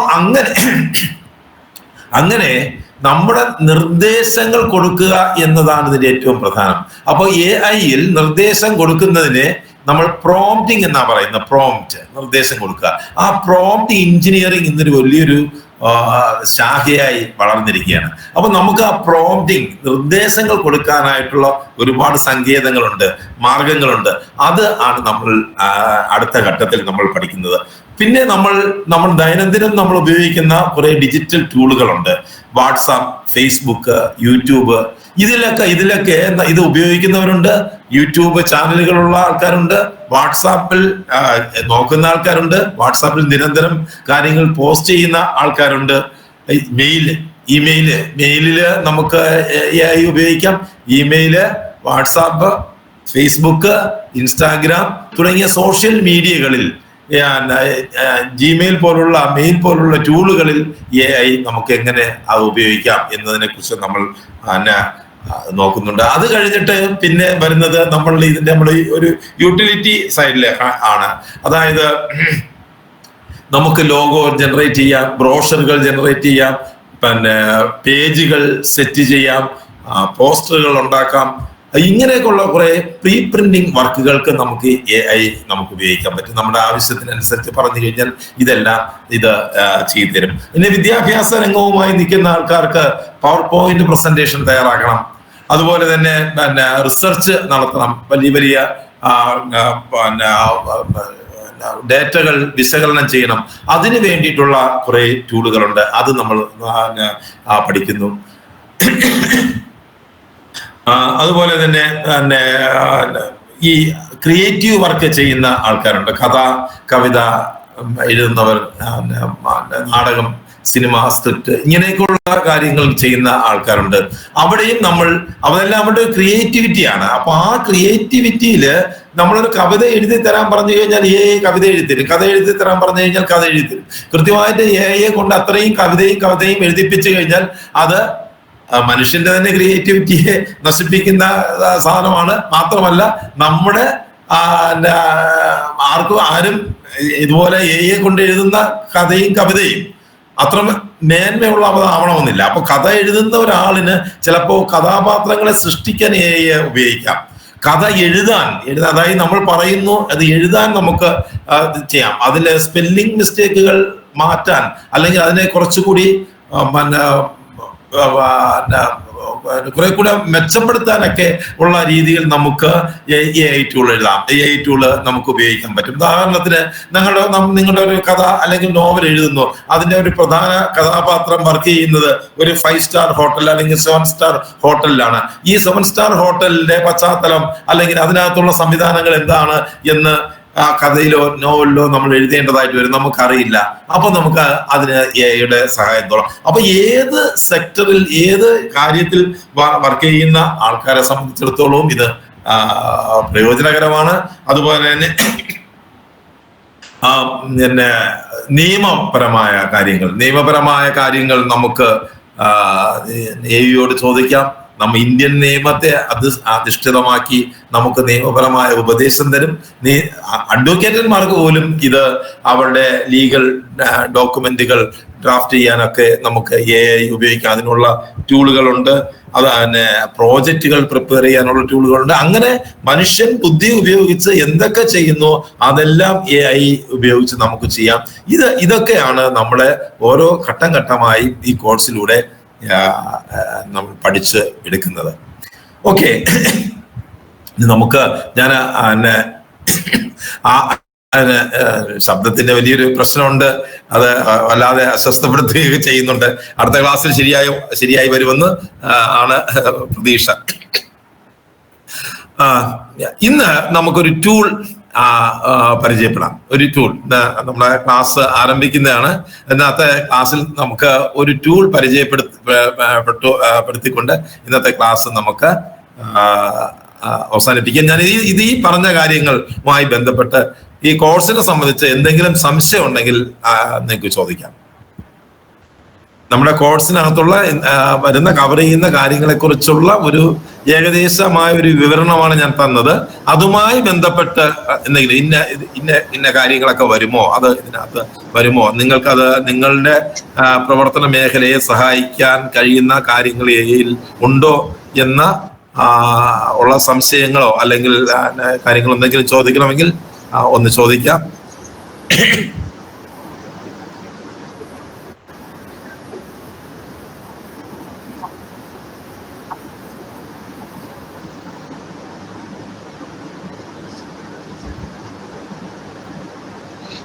സത്യരാജ്,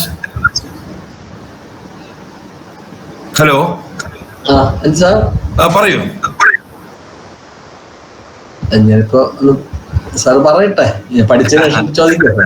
അല്ല, ഞാൻ പറഞ്ഞത് ഞാനിപ്പോ കുറെ കാര്യങ്ങൾ പറഞ്ഞു. അപ്പൊ നിങ്ങൾ പല മേഖലകളിൽ വർക്ക് ചെയ്യുന്നവരാണ്, പല മേഖലയിൽ പ്രവർത്തിക്കുന്നവരാണ്. നിങ്ങളുടെ മേഖലയിൽ ഇന്ന കാര്യം ചെയ്യാൻ AI കൊണ്ട് പറ്റുമോ, അതാണ് ഞാൻ ചോദിക്കാൻ പറഞ്ഞത്. മനോഹരൻ സാർ ചോദിക്കാനുണ്ടോ? എനിക്ക് ചോദിക്കാനായിട്ട് സാർ പറഞ്ഞു വെച്ചിടത്ത് തന്നെയാണ് എനിക്ക് ചോദിക്കാനുള്ളത്. ഞാനൊരു സർവീസ് മേഖലയിലാണ് ജോലി ചെയ്യുന്നത്. അപ്പോ എന്റെ മുമ്പിൽ ഒരു വലിയ ചില സ്വപ്നങ്ങളുണ്ട്. അത് പരമാവധി ജനങ്ങൾക്ക് പ്രയോജനപ്രദമാകുന്ന തരത്തിലേക്ക് കാര്യങ്ങൾ എത്തിക്കുക എന്നുള്ളത്. അപ്പൊ അതിന് എന്നെ സഹായിക്കുന്ന ടൂളുകളൊക്കെ ഇതിനകത്തുണ്ട് എന്ന് ഞാൻ കരിക്കുലം പറഞ്ഞ കാര്യങ്ങളെല്ലാം അതിനകത്ത് വരുന്നതാണ്. സോഷ്യൽ മീഡിയ പരമാവധി പ്രയോജനപ്പെടുത്തേണ്ടി വരും, പ്രോജക്റ്റുകൾ തയ്യാറാക്കേണ്ടി വരും, ആൾക്കാരുടെ കാര്യങ്ങൾക്ക് മറുപടി കൊടുക്കേണ്ടി വരും.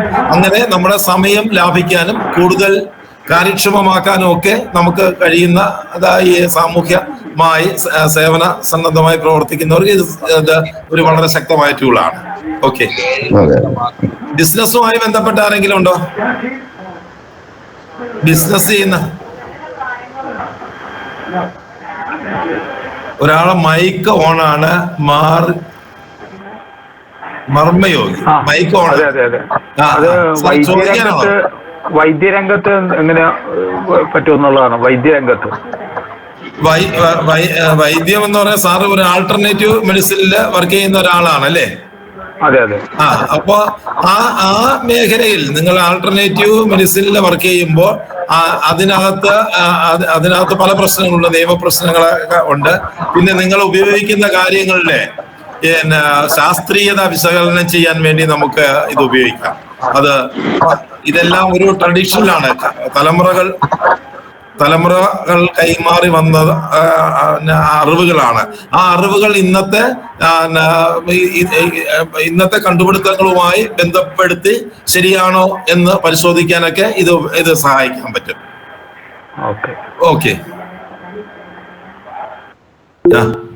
മർമ്മയോഗി എനിക്ക് അറിയുന്ന നമ്മുടെ ഒരു സുഹൃത്തുകൂടിയാണ്. അതായത് നമ്മുടെ ഒരു ഡോക്ടറുടെ പ്രിസ്ക്രിപ്ഷൻ ചികിത്സിച്ചുകൊണ്ടിരിക്കുന്ന ഒരു രോഗിയായിരിക്കാം നമ്മുടെ മുന്നിൽ വന്നിരിക്കുന്നത്. ഡോക്ടറുടെ കുറിപ്പ് നമുക്കൊന്നും വായിക്കാൻ വേണ്ടി കഴിയത്തില്ല. അപ്പോൾ അയാളുടെ അസുഖം എന്താണ്, അയാൾ കഴിക്കുന്ന മരുന്ന് എന്താണ്, അതിൻ്റെ ഗുണം എന്താണ്, ദോഷം എന്താണെന്ന് അറിയണമെങ്കിൽ തീർച്ചയായും സഹായമാണ്. അതിൻ്റെ ഗുണവും ദോഷവും ഉൾപ്പെടെ അയാളുടെ രോഗങ്ങൾ എന്താണെന്നുള്ളതിൻ്റെ A to Z ഒരു ഡോക്ടർക്ക് പറഞ്ഞു കൊടുക്കുന്ന ഡോക്ടർമാർക്ക് പൊതുവെ സമയം കിട്ടാറില്ല. അത്രയും വിശദമായിട്ട് നമുക്ക് പറഞ്ഞു കൊടുക്കാൻ വേണ്ടി കഴിയും എന്നുള്ളതാണ് ഇതിൻ്റെ മറ്റൊരു ഗുണം.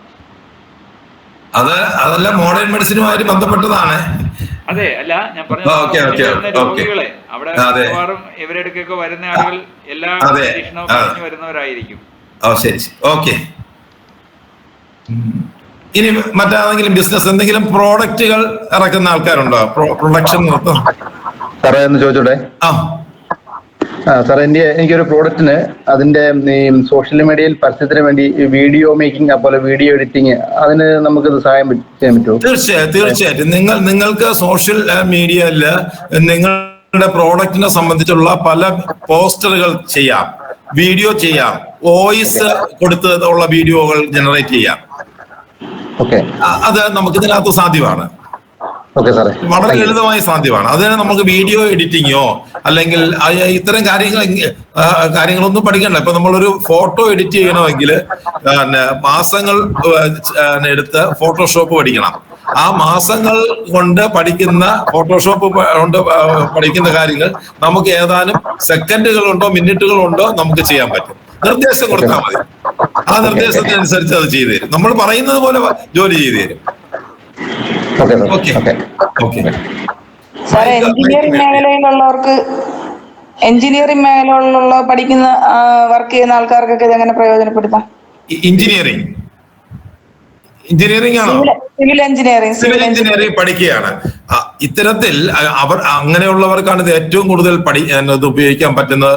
ഒന്ന്, നിങ്ങൾ ഈ ഒരു വിദ്യാർത്ഥി ആണ് എങ്കിൽ നിങ്ങൾക്ക് മനസ്സിലാവാത്ത കാര്യങ്ങൾ നിങ്ങൾക്ക് മനസ്സിലാകുന്ന രീതിയിൽ അത് കൃത്യമായിട്ട് വിശദീകരിച്ചു തരും. അതായത് നിങ്ങൾ ഒരു ടോപ്പിക് പഠിക്കുന്നു, അത് നിങ്ങൾക്ക് മനസ്സിലാവുന്നില്ല എങ്കിൽ നിങ്ങൾക്ക് ഒരു സ്കൂൾ വിദ്യാർത്ഥിക്ക് മനസ്സിലാവുന്ന രീതിയിൽ പറഞ്ഞു കഴിഞ്ഞാൽ അത് പറഞ്ഞു തരും. അല്ലെങ്കിൽ ഒരു കഥാരൂപത്തിൽ പറഞ്ഞു കഴിഞ്ഞാൽ പറഞ്ഞു തരും. പിന്നെ നമ്മൾക്കൊരു പ്രോബ്ലം, ആ പ്രോബ്ലം കൊടുത്തു കഴിഞ്ഞാൽ അത് സോൾവ് ചെയ്ത പ്രോബ്ലം ശരിയാണോ എന്ന് പറഞ്ഞു തരും. രണ്ട്, ഈ രംഗത്ത് നമ്മൾ പഠിക്കുന്ന രംഗത്ത്, മനസ്സിലാക്കുന്ന രംഗത്ത് ഈ പുതിയ കൺസെപ്റ്റുകൾ എന്താണ്, പുതിയ ഗവേഷണങ്ങൾ എന്താണ് എന്ന് നമുക്ക് പറഞ്ഞു തരും. അങ്ങനെ പഠിക്കുന്ന പാഠപുസ്തകങ്ങൾ ഇതിനകത്ത് സാധ്യമായ കാര്യങ്ങളാണ്. നിങ്ങൾ ഒരു ഭാഗം പഠിക്കുകയാണ്, ആ പഠിക്കുന്നതിൽ നിങ്ങൾക്ക് ഒരു പാഠപുസ്തകമുണ്ട്, ഒരു ഗൈഡുണ്ട്, ഒരു നോട്ടുണ്ട്, ഒരു യൂട്യൂബ് ചാനലിൽ അത് സംബന്ധിച്ച വിവരങ്ങൾ വന്നു, ആ ചാനലിന്റെ ലിങ്ക് ഉണ്ട്, വെബ്സൈറ്റിലുണ്ട്, ആ വെബ്സൈറ്റ്, ഇങ്ങനെയുള്ള പല സോഴ്സുകളിലുള്ള ഒരു ഏരിയ, ഒരു ഭാഗം പഠിക്കുമ്പോൾ ആ പല സോഴ്സിലുള്ള വിവരങ്ങളാണ് നമ്മുടെ കയ്യിലിരിക്കുന്നത്. ഈ വിവരങ്ങളെല്ലാം നമുക്ക് അപ്ലോഡ് ചെയ്യാം. ഈ വിവരങ്ങളെല്ലാം അപ്ലോഡ് ചെയ്തിട്ട് ഇത് നിങ്ങൾ പറയുന്ന രീതിയിൽ ഒരു നോട്ട് തയ്യാറാക്കി തരാൻ പറഞ്ഞ നോട്ട് തയ്യാറാക്കി തരും. എന്നിട്ട് തയ്യാറാക്കി തന്ന നോട്ടിനെ റേഡിയോ ജോക്കികൾ ഇരുന്ന് പറയുന്നത് പോലെ പരസ്പരം ഏത് ഭാഷയിലും നിങ്ങൾക്ക് മലയാളത്തിൽ, നമ്മൾ ഈ ഡോക്യുമെന്റ് എല്ലാം ഇംഗ്ലീഷിലെ മറ്റു ഭാഷകളിലെ ഏത് ഭാഷയിലെ ഡോക്യുമെന്റോ ആയിക്കോട്ടെ, ആ ഡോക്യുമെന്റുകളെല്ലാം വിശകലനം ചെയ്തുകൊണ്ട് ഒരു റേഡിയോ ജോക്കി സംസാരിക്കുന്ന പോലെ, രണ്ടുപേരിരുന്ന് പരസ്പരം സംസാരിക്കുന്ന പോലെ നമുക്ക് കേട്ട് മനസ്സിലാക്കാം. അതായത് നിങ്ങൾക്ക് വേണ്ടി ഒരു ആഡിയോ പ്രോഗ്രാം തയ്യാറാക്കുന്നത്, ഇതെല്ലാം ഫ്രീ ആയിട്ട് ചെയ്യാൻ പറ്റുന്ന കാര്യങ്ങളാണ്. ഇങ്ങനെ പിന്നെ അൺറിഡൽ അധ്യാപകനാണെങ്കിൽ ക്വസ്റ്റ്യൻ പേപ്പർ തയ്യാറാക്കണം. നിങ്ങൾ പഠിക്കാൻ പാഠപുസ്തകങ്ങൾ അപ്ലോഡ് ചെയ്തിട്ട് 5 short question, 2 objective, 10 objective type question, 2 essay type question തയ്യാറാക്കി തരാൻ പറഞ്ഞ് ആ പാഠഭാഗത്ത് നിന്ന് അത്തരം ക്വസ്റ്റ്യനുകൾ തയ്യാറാക്കി തരും. ഈ ക്വസ്റ്റ്യനുകൾ കൊടുത്തു കഴിഞ്ഞാൽ, ആ ക്വസ്റ്റ്യൻ അപ്ലോഡ് ചെയ്ത് കഴിഞ്ഞാൽ ആ ക്വസ്റ്റ്യനുകളുടെ ഉത്തരം നമുക്ക് തരും. അങ്ങനെ ഒരുപാട് കാര്യങ്ങൾ. ഇനി നമ്മൾ റാങ്ക് വാങ്ങാൻ ആഗ്രഹിക്കുന്ന ഒരു കുട്ടിയാണ്, അപ്പൊ സ്കൂളിൽ നിന്നോ കോളേജിൽ നിന്നോ കൊടുക്കുന്ന നോട്ട് അല്ലെങ്കിൽ അവരുപയോഗിക്കുന്ന പുസ്തകങ്ങളെല്ലാം സമാനമാണ്. അപ്പോ കുറച്ചുകൂടെ മെച്ചപ്പെട്ട മാർക്ക് കിട്ടാൻ പറ്റുന്ന രീതിയിൽ ഇൻഫർമേഷൻ അല്ലെങ്കിൽ ആൻസർ ചെയ്യേണ്ട ഒരു ആൻസർ ചെയ്തു തരാൻ പറഞ്ഞു കഴിഞ്ഞാൽ അതിന്റെ ആൻസർ ചെയ്തു തരും. അങ്ങനെ നമ്മൾ എന്താണോ നമ്മൾ ഇമേജ് ചെയ്യുന്നത്, ആ ഇമേജ് ചെയ്യുന്ന അനുസരിച്ചിട്ടുള്ള കാര്യങ്ങൾ AI നമുക്ക് തയ്യാറാക്കി തരും. വിദ്യാർത്ഥികൾക്ക് അല്ലെങ്കിൽ ഗവേഷണ മനോഭാവത്തോടു കൂടി, ശാസ്ത്രീയ മനോഭാവത്തോടു കൂടി കാര്യങ്ങൾ കൈകാര്യം ചെയ്യുന്നവർക്ക് ഇത് ഏറെ ഗുണകരമാണ്. ഒരു റിസർച്ച് അബ്സ്ട്രാക്ട് നമുക്ക് ഒരുപാട് ഗവേഷണ പ്രബന്ധങ്ങൾ പബ്ലിഷ് ചെയ്യുന്നുണ്ട്. ഈ അതെല്ലാം ഇപ്പോൾ ഓൺലൈനിൽ സൗജന്യമായിട്ടൊക്കെ ലഭ്യമാണ്. ആ ഗവേഷണ പ്രബന്ധങ്ങൾ എന്നൊക്കെ പറയുന്നത് വളരെ സങ്കീർണതമാണ്. ഈ സങ്കീർണമായ ഒരു ഗവേഷണ പ്രബന്ധം ഒരു വിദ്യാർത്ഥിക്കോ അല്ലെങ്കിൽ മനസ്സിലാക്കാൻ പ്രയാസമായിരിക്കും. ആ ഗവേഷണ പ്രബന്ധം അപ്ലോഡ് ചെയ്തിട്ട് അതിൽ നിങ്ങൾ കാര്യങ്ങൾ ചോദിച്ചാൽ മതി, കൃത്യമായിട്ട് പറഞ്ഞു തരും. അങ്ങനെ ഏത് സെക്ടറിലുള്ള ആൾക്കാർക്കും വിദ്യാഭ്യാസമായിട്ടോ അല്ലെങ്കിൽ അക്കാഡമിക് തലത്തിലോ ഗവേഷണ മേഖലയിലോ വർക്ക് ചെയ്യുന്നവർക്ക് വളരെ സഹായകരമായ ഒരുപാട് ടൂളുകൾ ഇതിനകത്തുണ്ട്. അതെല്ലാം നമ്മുടെ ഈ കോഴ്സിന്റെ ഭാഗമായി നമ്മൾ ഉപയോഗിക്കുന്നുണ്ട്. ഒപ്പം ദൈനംദിന ജീവിതത്തിൽ നമുക്ക് ആവശ്യമായിട്ടുള്ള കാര്യങ്ങൾ നമ്മൾ നേരത്തെ പങ്കേഷ് സാർ പറഞ്ഞു, നമ്മൾ ഹോസ്പിറ്റലിൽ പോയി ഒരു സ്ലിപ്പ് തന്നു, അതിനകത്ത് ഡോക്ടർ കക്കർപുക്കറ എന്നൊക്കെയാണ് എഴുതിയിരിക്കുന്നത്. അത് അപ്ലോഡ് ചെയ്ത് കഴിഞ്ഞ് കഴിഞ്ഞാൽ കൃത്യമായിട്ട് എന്താണെന്നുള്ള കാര്യങ്ങൾ മനസ്സിലാക്കി പറഞ്ഞു തരും. അത് ഇന്ന മരുന്നുകളാണ്, ഇന്നതാണ് നിങ്ങളുടെ അസുഖം, ഇന്ന രീതിയിൽ കഴിക്കാനാണ് അതിൽ പറഞ്ഞിരിക്കുന്നത് എന്ന് പറഞ്ഞു തരും. അത് നിങ്ങൾക്ക് ഒരു കത്ത് കിട്ടി, ഒരു പ്രോഡക്റ്റ് നിങ്ങൾ വാങ്ങി, ചൈനീസ് ആണ്, പൊട്ടിച്ചു നോക്കിയപ്പോൾ അതിന്റെ യൂസർ മാനുവൽ ചൈനീസ് ഭാഷയിലാണ്. നിങ്ങൾ അതിന്റെ ഫോട്ടോ കൊടുത്തു കഴിഞ്ഞാൽ നിങ്ങൾക്ക് പറയുന്ന മലയാളത്തിൽ അത് പറഞ്ഞു തരും. നിങ്ങൾക്ക് വായിക്കാൻ മെനക്കേടാണെങ്കിൽ മലയാളത്തിൽ വായിച്ചും തരും അല്ലെ. അപ്പൊ ഒരു അപേക്ഷ കൊടുക്കണം, പറഞ്ഞാൽ മതി, ഒരു അപേക്ഷ തയ്യാറാക്കി തരാൻ പറഞ്ഞു കഴിഞ്ഞാൽ അപേക്ഷ തയ്യാറാക്കി തരും വളരെ എളുപ്പത്തിൽ. അത് നിങ്ങൾ ഉപയോഗിക്കുന്ന ഫോണിൽ ഇത് പലതും നമ്മൾ ഈ പറയുന്ന നമ്മൾ ആദ്യത്തെ ക്ലാസ്സുകളിൽ നമുക്ക് വാട്സാപ്പിൽ AI ഉപയോഗിക്കുന്നതിനെ കുറിച്ചാണുള്ള ഭാഗങ്ങളാണ്. അതിൽ നമുക്ക് വാട്സാപ്പിൽ ഇത് കാര്യങ്ങളൊക്കെ ചെയ്യാൻ പറ്റും. ഓക്കെ, ഇനി ഇപ്പോ സമയം ഏതാണ്ട് കഴിഞ്ഞു. ഞാൻ ഒരു ടൂള് നിങ്ങളെ പരിചയപ്പെടുത്തുന്നു. എല്ലാവരും റെഡിയാണോ?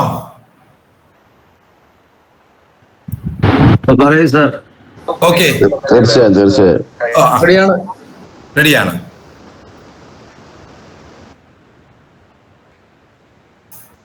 ഇപ്പൊ സ്ക്രീനില് ഒരു നമ്പർ കാണുന്നുണ്ടോ?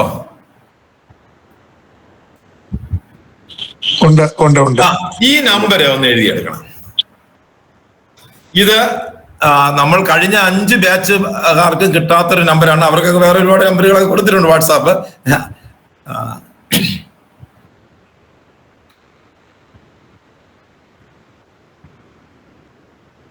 ഇത് നമ്മൾ സാധാരണ നിങ്ങൾ ഉപയോഗിക്കുന്ന നമ്പർ അല്ല, അക്കങ്ങളൊക്കെ അല്പം കൂടുതലുണ്ടാവും. ഈ നമ്പർ ഒന്ന് സേവ് ചെയ്യുക.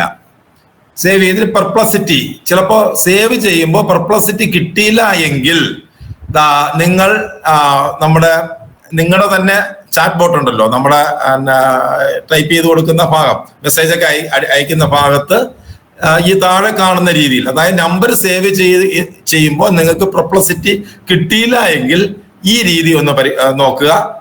HTTP ഈ അകലങ്ങളൊന്നും കൊടുക്കരുത്, എല്ലാ അക്കങ്ങളും അടുത്തടുത്ത് തന്നെ രേഖപ്പെടുത്തണം. ഞാനൊന്ന് വായിക്കാം. 01 83 3 436 32 85. 01 833 436 32 85. അടുത്ത താഴെ HTTPS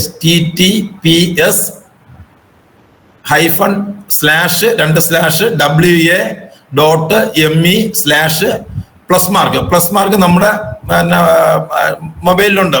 നമ്മൾ 0 കാണുന്നിടത്ത് ആ പ്ലസ് കൂടെ അതിനകത്ത് വരും. പ്ലസ് നേരത്തെ പറഞ്ഞ അതേ നമ്പർ തന്നെ. ഓക്കെ, എല്ലാവരും എഴുതി കാണുമെന്ന് പ്രതീക്ഷിക്കുന്നു. എഴുതിയല്ലോ? ഓക്കെ, അപ്പോ ഇനി ആർക്കെങ്കിലും എന്തെങ്കിലും എന്തെങ്കിലും ഒരു ആവശ്യം പറയൂ. അപേക്ഷ എഴുതണോ, എന്ത് കാര്യമോ, എന്തെങ്കിലും ഒരു കാര്യം പറയൂ. എന്തെങ്കിലും നിങ്ങൾക്ക് എന്തും ചോദിക്കാം, എന്തും പറയാം. ആരെങ്കിലും? സമയമില്ല, പെട്ടെന്ന്. നമ്മൾ അടുത്ത ക്ലാസ് മുതൽ എല്ലാ ക്ലാസ്സുകളിലും ഇതുപോലുള്ള പ്രശ്നം പരിഹരിക്കുന്നതിന് വേണ്ടി ക്വിക്ക് റെസ്പോണ്ടന്മാർ എന്ന് പറഞ്ഞാൽ 2 പേരെ ഒക്കെ തിരഞ്ഞെടുക്കാറുണ്ട്. അപ്പൊ ആ 2 പേരെ അങ്ങ് ചോദിച്ചോളൂ. അപ്പൊ ഇന്നിപ്പോ ആരെങ്കിലും ഒന്ന് ചോദിക്കണം, ഒന്ന് പറയണം. സാറേ, പറയൂ. നമ്മുടെ ഇന്ത്യൻ പ്രസിഡന്റിന്റെ സാലറി എത്രയാണെന്ന് എനിക്കൊന്ന് അറിയണം. ഇന്ത്യൻ പ്രസിഡന്റിന്റെ സാലറി എത്രയാണെന്ന് അറിയണം. അത് മാത്രം അറിഞ്ഞാൽ മതിയോ? അതൊരു ചോദ്യം നമ്മൾ ഗൂഗിളിലൊക്കെ സെർച്ച് ചെയ്താലും കിട്ടും. അതിന്റെ കൂടെ എന്തെങ്കിലും കൂടെ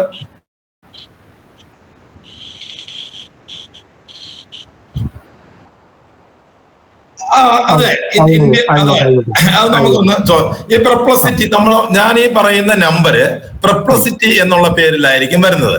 അതിന്റെ ഉപയോഗം നിങ്ങൾക്ക് ഒരു അപേക്ഷ എഴുതണമെങ്കിൽ ആ പെർപ്ലസിറ്റിയോട് പറഞ്ഞ് മതി, പെർപ്ലസിറ്റി അപേക്ഷ എഴുതി തരും. നിങ്ങൾക്കൊരു കാര്യം ഓർമ്മപ്പെടുത്തണം, അടുത്ത മാസം 25-ാം തീയതി നിങ്ങൾക്ക് ഡൽഹിയിൽ പോകണം, അത് 21-ാം തീയതി നിങ്ങളെ ഓർമ്മപ്പെടുത്തണം. അല്ലെങ്കിൽ ഇങ്ങനെ പല പല കാര്യങ്ങളുണ്ട്. ലോൺ എടുത്തു, ലോൺ അടയ്ക്കേണ്ട ദിവസം ആഗസ്റ്റ് മാസം 15-ാം തീയതിയാണ്, 10-ാം തീയതി എന്നെ ഓർമ്മപ്പെടുത്തണം. ഈ കാര്യങ്ങളൊക്കെ പറഞ്ഞു കഴിഞ്ഞാൽ അത് ഈ പെർപ്ലസിറ്റി നിങ്ങളെ കൃത്യമായ സമയങ്ങളിൽ ഓർമ്മപ്പെടുത്തും. നിങ്ങളൊരു പേഴ്സണൽ സെക്രട്ടറി പോലെ പ്രവർത്തിക്കുന്ന ഒരു സാധനമാണ് പെർപ്ലസിറ്റി, അല്ലെ? ഇനി പുതിയ അറിവുകൾ നമുക്ക് ഇതുപോലെ അദ്ദേഹം പറഞ്ഞത് തന്നെ നോക്കാം. ഞാൻ ഇന്ത്യൻ പ്രസിഡന്റിന്റെ ഈ നമ്പറിലേക്ക് നമ്മളൊരു വോയിസ് മെസ്സേജ് കൊടുക്കുന്നു. ഇന്ത്യൻ പ്രസിഡന്റിന്റെ ശമ്പളം എത്രയാണ്? ഇന്ത്യൻ പ്രസിഡന്റിന്റെ ഉത്തരവാദിത്വങ്ങളും ദൗത്യങ്ങളും എന്തൊക്കെയാണ്?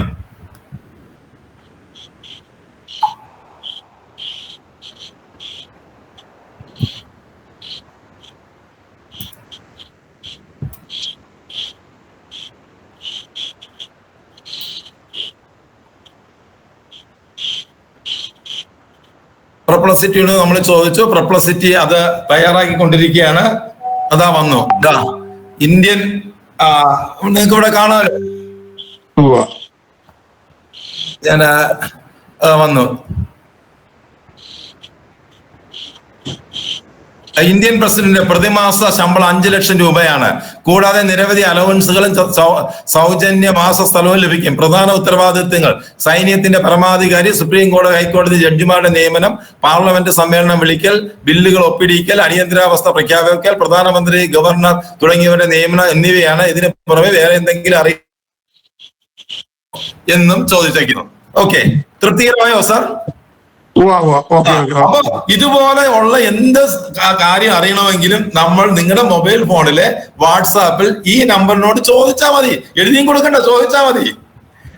ഓക്കെ, ഇനി എന്തെങ്കിലും ആർക്കെങ്കിലും അവരുടെ പ്രോഗ്രാമുകൾ ഷെഡ്യൂൾ ചെയ്യാൻ, അല്ലെങ്കിൽ 2-3 പരിപാടികളൊന്ന് പറയാമോ? അല്ലെങ്കിൽ ഒരു അപേക്ഷ എഴുതുന്നത് സംബന്ധിച്ച്, അല്ലെങ്കിൽ വേറെ എന്തും ആവട്ടെ, നിങ്ങൾക്ക് എന്തും ആവാം. നിങ്ങളുടെ പ്രവർത്തിക്കുന്ന മേഖലയുമായി ബന്ധപ്പെട്ട എന്തെങ്കിലും കാര്യങ്ങളൊന്ന് ചോദിക്കൂ ആരെങ്കിലും.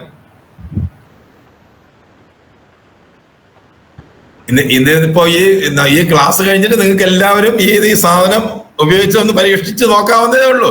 എന്നാലും ആരെങ്കിലും ഒരു കാര്യം ഒന്ന് ചോദിക്കും.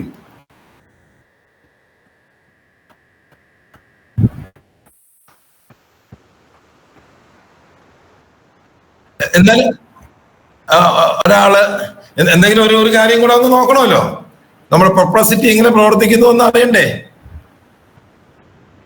ഞാൻ പങ്കേഷ് സാറിന്റെ ഒരു കാര്യം തന്നെ പറയാം. എന്റെ പേര് പങ്കജാക്ഷൻ. ശാന്തിഗ്രാം എന്ന സന്നദ്ധ സംഘടനയുടെ ഡയറക്ടറാണ്. ശാന്തിഗ്രാമിൽ 2 ദിവസമായി കറണ്ട് ഇല്ല. കറണ്ട് ഇല്ലാത്തതിന്റെ കാരണം എന്താണെന്ന് അറിയില്ല. ഇലക്ട്രിസിറ്റി ബോർഡിന് ഒരു പരാതി കൊടുക്കുന്നതിന് വേണ്ടി ഒരു പരാതി എഴുതി തരിക. ഇലക്ട്രിസിറ്റി ഓഫീസ് വിഴിഞ്ഞമാണ്. പരാതി എഴുതി തരാൻ അഭ്യർത്ഥിക്കുന്നു. ചുമ്മാ ഒന്ന് പറഞ്ഞതാണേ, വേഗമായിട്ട് പറഞ്ഞാണ്. ഒരു പരാതി പറയുമ്പോൾ കുറച്ചുകൂടി നമ്മൾ വിവരങ്ങൾ വെച്ചല്ലേ പറയുന്നത്. ഞാനൊന്ന് വേഗമായിട്ട് പറഞ്ഞു. എന്ത് ചെയ്യുമെന്ന് അറിയണമല്ലോ, ഒന്ന് നോക്കാം.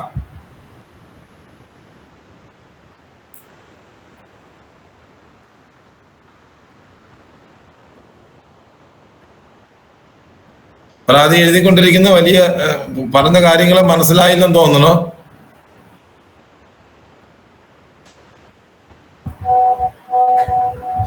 അതാ പരാതി വന്നു കണ്ടോ? ഇലക്ട്രിസിറ്റി ഓഫീസ് വിഴിഞ്ഞ വിഷയം വൈദ്യുതി വിതരണം പുനഃസ്ഥാപിക്കണമെന്ന് ആവശ്യപ്പെട്ടുള്ള പരാതി. ഞാൻ പങ്കജാക്ഷൻ ആശാനായി ശാന്തിഗ്രാം സന്നദ്ധ സംഘടന ഡയറക്ടറാണ്. കഴിഞ്ഞ 2 ദിവസമായി ശാന്തിഗ്രാമിൽ അദ്ദേഹം ഒരു ആശാനാണെന്നുള്ള കാര്യം വരെ അത് മനസ്സിലാക്കിയിരിക്കുകയാണ് കേട്ടോ. 2 ദിവസമായി ശാന്തിഗ്രാമിൽ വൈദ്യുതി ഇല്ല. ഇതിന്റെ കാരണം ഞങ്ങൾക്കറിയില്ല. സംഘടനയുടെ പ്രവർത്തനങ്ങൾ തടസ്സപ്പെടുന്നുണ്ട്. ദയവായി ഉടൻ വൈദ്യുതി പുനഃസ്ഥാപിക്കണമെന്ന് അപേക്ഷിക്കുന്നു. വിശേഷ പങ്കജാക്ഷൻ ആശാൻ, ഡയറക്ടർ, ശാന്തിഗ്രാം, തീയതി, ഡേറ്റ്. ഓക്കെ, നമ്മൾ കൊടുത്ത നിർദ്ദേശത്തിനനുസരിച്ചിട്ടുള്ള ഒരു സാധനമാണ് തന്നത്. എന്തായാലും പങ്കേഷ് സാർ ഒരു ആശാനാണെന്ന് അവർ മനസ്സിലാക്കി കേട്ടോ. എന്റെ ശബ്ദം ഇടറിയ ശബ്ദം കൊണ്ട് ഈ പ്രൊണൗൺസിയേഷൻ ക്ലിയർ അല്ലാത്തതിന്റെ ഭാഗമായി സംഭവിച്ചതാണ്. പലപ്പോഴും മങ്കേഷ് സാറിന് കത്ത് വരുന്നത് വൈദ്യനെന്ന് പറഞ്ഞു. മങ്കേഷ് സാറിന് ചിലപ്പോ കത്തുകൾ വരുമ്പോ വൈദ്യനെന്ന് പറഞ്ഞു വരാറുണ്ട്. അപ്പൊ ആശാനായി അല്ലേ? അതുവരെ മനസ്സിലാക്കിയിരിക്കുകയാണ്. അപ്പോ ഇത് തന്നെ നിങ്ങൾക്ക് എന്ത് ആവശ്യം, ഈ പറഞ്ഞ നമ്പർ നിങ്ങൾക്ക് ഇന്ന് ഈ നമ്പര് നമ്മൾ കഴിഞ്ഞ 4 ബാച്ചുകാർക്കും കിട്ടാത്തൊരു നമ്പറാണ്. ഈ വോയിസ് കൊടുത്തു കഴിഞ്ഞാൽ അത് ഒരു കാര്യം പറഞ്ഞു കഴിഞ്ഞാൽ നമുക്ക് തയ്യാറാക്കി തരുന്നത് നേരത്തെ നമ്മൾ ടെക്സ്റ്റ് ആയിട്ട് കൊടുത്തു കഴിഞ്ഞാൽ തരുന്ന കുറെ ടൂളുകൾ ഉണ്ടായിരുന്നു. അതൊക്കെ ആയിരുന്നു ഉപയോഗിച്ചത്. എന്തായാലും നിങ്ങളുടെ ബാച്ച് വന്നപ്പോ ഒരുപാട് അപ്ഡേറ്റ്, കഴിഞ്ഞ 4 ബാച്ചിനും കിട്ടാത്ത ഒരുപാട് ഗുണകരമായ അത്ഭുതപ്പെടുത്തുന്ന ടൂളുകൾ ഇപ്പോ വന്നിട്ടുണ്ട്. അത് നമുക്ക് മനസ്സിലാക്കാം. ഓക്കെ സാറേ, ഒരു സംശയം ചോദിക്കാം. അതായത് ഈ നമ്പർ നമ്മൾ ഫോണില് എങ്ങനെയാണ് ഇത് ടൈപ്പ് ചെയ്ത് കൊടുക്കുന്നത്? ഓക്കെ, ഞാനത് പറയാം. നമ്മുടെ ഫോണിൽ നിങ്ങളുടെ ഒരു സുഹൃത്തിന്റെ നമ്പർ സേവ് ചെയ്യുന്നത് പോലെ ഒരു സേവ് ചെയ്യുക, അത്രേ ഉള്ളൂ. ഇത് ഒരാളുടെ നമ്പറാണെന്ന് കരുതുക. നമ്മൾ ഒരു കാര്യം വരുമ്പോൾ നമ്മൾ ഒരു സുഹൃത്തിനോട് വിളിച്ച് ചോദിക്കൂലേ, അതുപോലെ ഈ നമ്പർ എടുത്ത് നമ്മൾ വോയിസ് മെസ്സേജ് ഇടുക. എഴുതിയും കൊടുക്കാം, ടൈപ്പ് ചെയ്തും കൊടുക്കാം. ഇപ്പൊ നമ്മൾ വോയിസ് പറയാൻ പറ്റാത്ത ഒരു സ്ഥലത്താണെങ്കിൽ ഇരുന്ന് നമ്മൾ നിങ്ങൾക്ക് ഹാൻഡ് റൈറ്റിംഗ് ടൂളൊക്കെ ഉപയോഗിക്കാൻ അറിയാന്നുള്ള ആളാണെങ്കിൽ, ടൈപ്പ് ചെയ്യാൻ അറിയാന്നുള്ള ആളാണെങ്കിൽ എഴുതി കൊടുക്കുക. ഏത് ഭാഷ, മലയാളം എന്നല്ല, നിങ്ങൾക്ക് തമിഴ് അറിയാമെങ്കിൽ തമിഴ് ചോദിക്കുക, കന്നഡ അറിയാമെങ്കിൽ കന്നഡ ചോദിച്ചാൽ കന്നഡ ഭാഷയിൽ റിപ്ലൈ ചെയ്യും. ഓക്കെ, അപ്പൊ ഇത്ര നിങ്ങൾ ചെയ്യേണ്ടത്, ഈ നമ്പർ നിങ്ങളുടെ ഫോണിൽ സേവ് ചെയ്യുക. സേവ് ചെയ്തിട്ട് ഒന്ന് ചോദിക്കുക, എന്തുവേണോ ചോദിക്കാമല്ലോ, എന്തും ചോദിക്കാം. ഒരു പ്രണയലേഖനം എഴുതി തരാൻ പറഞ്ഞാൽ അത് എഴുതി തരും, എന്ത് ചോദിക്കാം.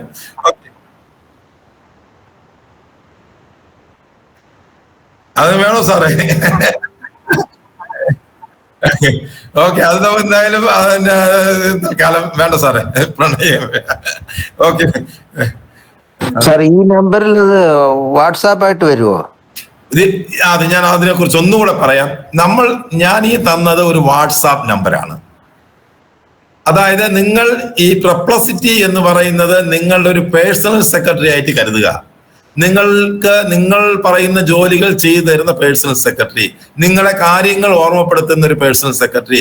നിങ്ങൾ പറയാണ് നാളെ തിങ്കളാഴ്ച രാവിലെ 4 മണിക്ക് എന്നെ ഉണർത്തണം എന്ന് പറഞ്ഞു കഴിഞ്ഞാൽ അത് അലാറം വെച്ച് നിങ്ങൾ ഉണർത്തും അല്ലേ? ഇനി തിങ്കളാഴ്ച അല്ലെങ്കിൽ 7-ാം തീയതി രാവിലെ കോട്ടയം വരെ പോണം, ഇന്ന സ്ഥലത്താണ് പോവേണ്ടത്, അതിന് ഇന്ന ആളിനെ വിളിക്കാൻ എന്നെ ഓർമ്മപ്പെടുത്തണമെന്ന് പറഞ്ഞു കഴിഞ്ഞാൽ നിങ്ങൾക്ക് മെസ്സേജ് വരും. നിങ്ങൾ കൊടുത്തിട്ടുള്ള ഏത് ദിവസമാണോ നിങ്ങൾക്ക് വരുന്ന നിങ്ങളുടെ പ്രോഗ്രാം, അതാത് ദിവസങ്ങളിൽ നിങ്ങൾ പറയുന്ന സമയങ്ങളിൽ നിങ്ങൾ റിമൈൻഡ് ചെയ്യും, അത് മെസ്സേജ് കാണിക്കും. എന്നിട്ട് നിങ്ങൾ അത് ചെയ്തോ എന്ന് റിമൈൻഡ് ചോദിക്കും. വൈകുന്നേരം ആകുമ്പോൾ ഇന്ന് അവിടെ കോട്ടയത്ത് പോയോ, നിങ്ങളിപ്പോ എവിടെയാണ് നിൽക്കുന്നതെന്ന് ചോദിക്കും. ഒന്ന് ട്രൈ ചെയ്ത് നോക്കുക. ഓക്കെ, ഇത് ഒരു ചെറിയൊരു ടൂളാണ്. ഇതുപോലെ വാട്സാപ്പിൽ പ്രവർത്തിക്കാൻ പറ്റുന്ന ഒരുപാട് ആൾക്കാരുണ്ട്. വാട്സാപ്പിൽ നിങ്ങൾക്ക് ഒരു പേഴ്സണൽ സെക്രട്ടറിയും അഡ്വൈസറും ഡോക്ടറും ഒക്കെ തരാം. നമുക്ക് അടുത്ത വരുന്ന ക്ലാസ്സുകൾ നമ്മൾ നോക്കാം. ഇത് ഒന്ന് ട്രൈ ചെയ്ത് നോക്കുക. നിങ്ങൾ ചെയ്ത് നോക്കിയിട്ട് എന്തെങ്കിലും ബുദ്ധിമുട്ടുകൾ ഉണ്ടെങ്കിൽ നമ്മുടെ ഗ്രൂപ്പിൽ ഇടുക, അല്ലെങ്കിൽ നമ്മുടെ വ്യാഴാഴ്ച നമ്മുടെ ക്ലാസ്സിൽ നേരത്തെ വരിക. Okay okay okay okay Perplexity എന്നാണ് ഒരു അമേരിക്കൻ കമ്പനിയാണ്. അമേരിക്കയിൽ നിന്ന് ഇതിനകത്ത് ഈ നമുക്ക് ജനറേറ്റ് ചെയ്ത് ടെക്സ്റ്റായിട്ട് ജനറേറ്റ് ചെയ്ത് തന്നതിന്റെ മലയാള വോയിസും ഉണ്ട്. ആ മലയാളം കേൾക്കുമ്പോൾ നമ്മൾ പണ്ട് സിനിമകളിൽ മതാമായും സായിപ്പ് കഥാപാത്രങ്ങൾ സംസാരിക്കുന്ന ഒരു ഭാഷയുണ്ടല്ലോ, രീതി, സിനിമയിലും നാടകത്തിലും ഒക്കെ അതേപോലെ ആയിരിക്കും ഇതിന്റെ ഭാഷ വരുന്നത്. അത് അത്ര വ്യക്തമല്ല, പക്ഷെ നമുക്ക് ടെക്സ്റ്റ് കൃത്യമായിട്ട് നമുക്ക് വായിച്ച് മനസ്സിലാക്കി എടുക്കാൻ കഴിയും. ഓക്കെ, തീർച്ചയായിട്ടും പറ്റും, തീർച്ചയായിട്ടും പറ്റും.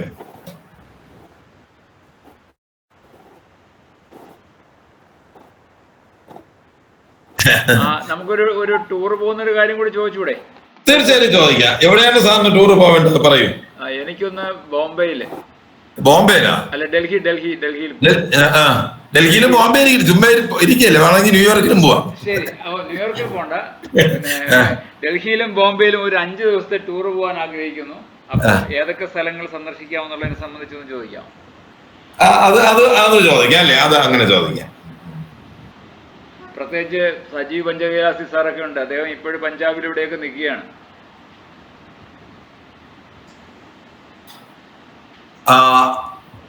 ജൂലൈ മാസം 8-ാം തീയതി ഞാൻ ബോംബെയിൽ പോവുകയാണ്. ബോംബെയിൽ അന്നത്തെ കാലാവസ്ഥ എന്തായിരിക്കണം, മഴയോ മറ്റോ ഉണ്ടാവാനുള്ള സാധ്യതയുണ്ടോ എന്നുള്ള കാര്യം പറയണം. ഒപ്പം ബോംബെയിൽ എനിക്ക് 2 ദിവസം ഞാൻ ഫ്രീ ആണ്. ബോംബെയിൽ വലിയ ചെലവില്ലാത്ത വിധത്തിൽ സന്ദർശിക്കാൻ പറ്റുന്ന ടൂറിസ്റ്റ് സ്പോട്ടുകൾ ഏതൊക്കെയാണ് എന്നുകൂടെ ഒന്ന് പറഞ്ഞു തരണം. പോരെ? മതി. നമുക്കൊന്ന് നോക്കാം.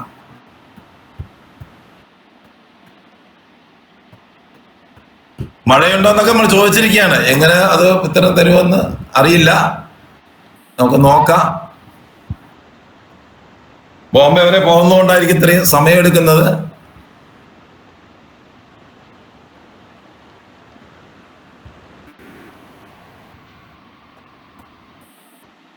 ആയില്ലേ? ആയി. ഇതാ ജൂൺ 8 ബോംബെയിൽ മഴയ്ക്ക് നല്ല സാധ്യതയുണ്ട്. അപ്പോ മഴയ്ക്ക് കൊടയും റെയിൻകോട്ടൊക്കെ കരുതുക. കാരണം മൺസൂൺ സീസണാണ് അവിടെ. ആ ദിവസം മതിയായ മുതൽ ശക്തമായ മഴയും ചൂടും അനുഭവപ്പെടും. കുറഞ്ഞ ചെലവിൽ സന്ദർശിക്കാൻ ചില സ്പോട്ടുകൾ: gateway of India, marine drive, Chowpatty beach, സജയ് Gandhi national park, prince of Wales museum സിറ്റിയോട് അടുത്ത്. ഇതിലൊന്നും പ്രവേശന ഫീസ് കുറവാണ്, ചിലത് സൗജന്യമാണ്. ഇനി കൂടുതൽ വല്ലതും അറിയണോ എന്ന് ചോദിച്ചിരിക്കുകയാണ്. പറ്റുമല്ലോ? നിങ്ങളുടെ നമ്പർ, ആ നമ്പറിന്റെ പവർ മനസ്സിലായ? ബോംബെയിൽ മഴയുണ്ടോ എന്നുള്ള കാര്യം പറഞ്ഞു അല്ലേ? 8-ാം തീയതി മഴയുണ്ട്, നിങ്ങൾ പോവുക. Okay, yes. അപ്പൊ നമ്മൾ ഇന്നൊരു ചെറിയൊരു ടെസ്റ്റ് ഡോസ് ആണ്. നിങ്ങൾ നോക്കുക. നമുക്ക് നമ്മുടെ ഈ പ്രാവശ്യത്തെ പ്രോഗ്രാം നമ്മൾ ഡിസൈൻ ചെയ്യുന്ന ഓരോരുത്തർക്കും അവർ വർക്ക് ചെയ്യുന്ന മേഖലയിൽ പ്രയോജനപ്പെടുത്താൻ പറ്റുന്ന വിധത്തിൽ ഉള്ള ഇൻഡിവിജ്വൽ പദ്ധതികൾ തയ്യാറാക്കി പോവുക എന്നതാണ് ആഗ്രഹിക്കുന്നത്.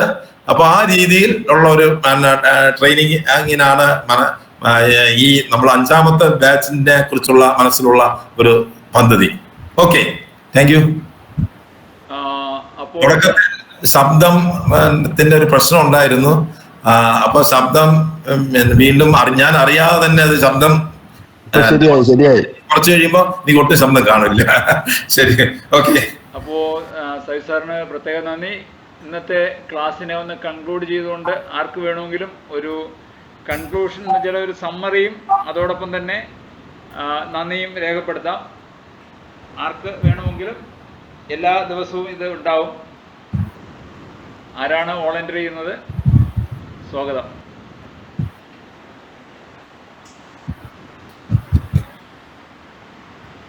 രേഖാവെള്ളത്തൂരിന് അവസരം തരത്തില്ല, കഴിഞ്ഞോണ പറഞ്ഞതുകൊണ്ട്.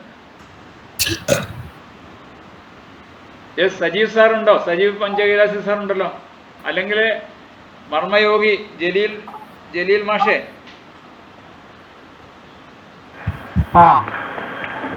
ഉണ്ട് സാറുണ്ട്. മുഖം ഒന്ന് കാണിക്കുന്നതിന് കുഴപ്പമുണ്ടോ?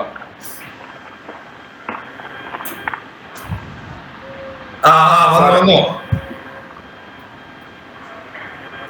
പറയൂ സാർ. ഇപ്പൊ സജീവ് സാറ് ഇപ്പൊ എടുത്ത കാര്യത്തില് AI ആയിട്ട് ബന്ധപ്പെട്ടിട്ട് ഇത് നമ്മൾ വർക്ക് ചെയ്യാൻ പറ്റുന്ന എല്ലാ മേഖലകളിലും വർക്ക് ചെയ്യാന്നുള്ളതാണ് ഇപ്പൊ ഇത് ചെയ്യുന്നത്. അപ്പൊ ഇതിന്റെ പ്രവർത്തനം നിർദ്ദേശം കൊടുക്കുക. ആദ്യം പ്രോംപ്റ്റ് എന്നാണ് അതിന് ഇത് പറയുന്നത്. അത് പല ഡിജിറ്റൽ ടൂളുകളുണ്ട്. അതാണ് നമ്മൾ ഉപയോഗിച്ചുകൊണ്ടിരിക്കുന്ന വാട്സാപ്പ്, ഫേസ്ബുക്ക്, യൂട്യൂബ്, ഇൻസ്റ്റാഗ്രാം, അങ്ങനെയുള്ളതില്ലേ. അപ്പൊ ഓരോ യൂട്ടിലിറ്റി അനുസരിച്ചിട്ടാണ് ഇത് ചെയ്യുന്നത്. അത് ലോഗോ ആയിട്ടും പേജായിട്ടും ബ്രോഷർ, പോയം, സ്റ്റോറി, പിന്നെ നമുക്കുള്ള സംശയങ്ങളെല്ലാം ഇതിനോട് ചോദിക്കാം എന്നുള്ളതാണ് എനിക്ക് മനസ്സിലായത്. ഇന്ത്യൻ നിയമത്തെ ആയിട്ട് ബന്ധപ്പെട്ട് നമുക്ക് വല്ലതും അറിയണോ? അതെല്ലാം അറിയാൻ കഴിയും. അതിന് ചോദിച്ചാൽ മതി, നമ്മുടെ ഭാഷയിൽ തന്നെ ചോദിച്ചാൽ മതി. ഇപ്പൊ ഏത് ഭാഷയിലാണ് വേണ്ടത് ആ ഭാഷ നമുക്ക് പറഞ്ഞാൽ ആ ഭാഷയിൽ തന്നെ തരാൻ പറ്റും എന്നുള്ളതാണ് പറഞ്ഞത്. പിന്നെ മെഡിക്കൽ ഫീൽഡ് ആയിട്ടുള്ള ബന്ധപ്പെട്ടിട്ട് ഇപ്പൊ മോഡേൺ സയൻസിന്റെ സംശയങ്ങളായിട്ട് വേണമെങ്കിൽ നമുക്ക് ചോദിക്കാം. പിന്നെ വീഡിയോ എഡിറ്റ് ചെയ്യാം, ബ്രോഷർ ഉണ്ടാക്കാം, എന്തൊക്കെയാണ് അതിന് നമ്മൾ ഇപ്പോ പെർപ്ലെക്സിറ്റി എന്ന് പറയുന്ന ഒരു ടൂള് ആണ് നമുക്കിപ്പോ പരിചയപ്പെടുത്തിയത്. അതിന് നമ്പർ ഉണ്ട്, ആ നമ്പർ സേവ് ചെയ്തിട്ട് നമ്മൾ ഉപയോഗപ്പെടുത്താമെന്നുള്ളതാണ് ഇതുവരെ പറഞ്ഞതിൽ എനിക്ക് മനസ്സിലായത്. ഇപ്പോൾ സജി സാറ് ഇപ്പോൾ ഇത്ര നേരം തൊണ്ടയ്ക്ക് ബുദ്ധിമുട്ടുണ്ടായിട്ട് പോലും സ്ട്രെയിൻ ചെയ്ത് പറഞ്ഞപ്പോൾ കുറച്ച് വ്യത്യാസം വന്നു എന്നാണ് പറഞ്ഞത്. കുറച്ച് കഴിയുമ്പോൾ അത് പോകുമെന്നും പറയുന്നുണ്ട്. അപ്പോൾ ഇത്രയും ഒരു നല്ല ക്ലാസ്സാണ് തുടക്കത്തിൽ തന്നെ അത് ഇത് ചെയ്തത്. അതുപോലെ തന്നെ ഇത് ഉദ്ഘാടനം ചെയ്ത രഘു സാറിനും ഒരു എൻ്റെ പേരിലും ഈ ഗ്രൂപ്പ് ശാന്തിഗ്രാമിൻ്റെ ഇതിലും ഒരു നന്ദിയാണ് ഞാൻ പറയുന്നത്. ഇനിയും ഇതുവരെ ക്ലാസ്സുകൾ ആളുകൾ വരാൻ നമ്മൾ പ്രയത്നിക്കണം. ഇപ്പോൾ നേരത്തെ പങ്കജാസ് സാറ് പറഞ്ഞ പോലെ ഈ ഒരു എൻട്രിയിൽ 4 പേരോ 5 പേരോ 6 പേരോ വെച്ചിട്ട് കയറാൻ പറ്റും. അത് ഈ ഗ്രൂപ്പിലുള്ള എല്ലാവരും അതിനൊരു ശ്രമം നടത്തിയാൽ നമ്മളെപ്പോലെ തന്നെ മറ്റുള്ളവർക്കും അത് ഗുണകരമാകും. ആദ്യം കോഴ്സ് ഫീ വരാതെ മറ്റു കോഴ്സുകൾ നടത്തുന്ന പോലെ ശാന്തിഗ്രാം പല കോഴ്സുകളും നടത്തുന്നുണ്ട്. ഈ ഒരു രീതിയിൽ എനിക്ക് പേഴ്സണലായിട്ട് 8-10 വർഷമായിട്ട് അറിയാവുന്നതാണ് ഇദ്ദേഹത്തെ. അതാണ് ഇതിൽ പറയാവുന്നത്. ഇത്രയും എനിക്ക് പറയാനുള്ളൂ. എല്ലാവർക്കും നന്ദി, നമസ്കാരം.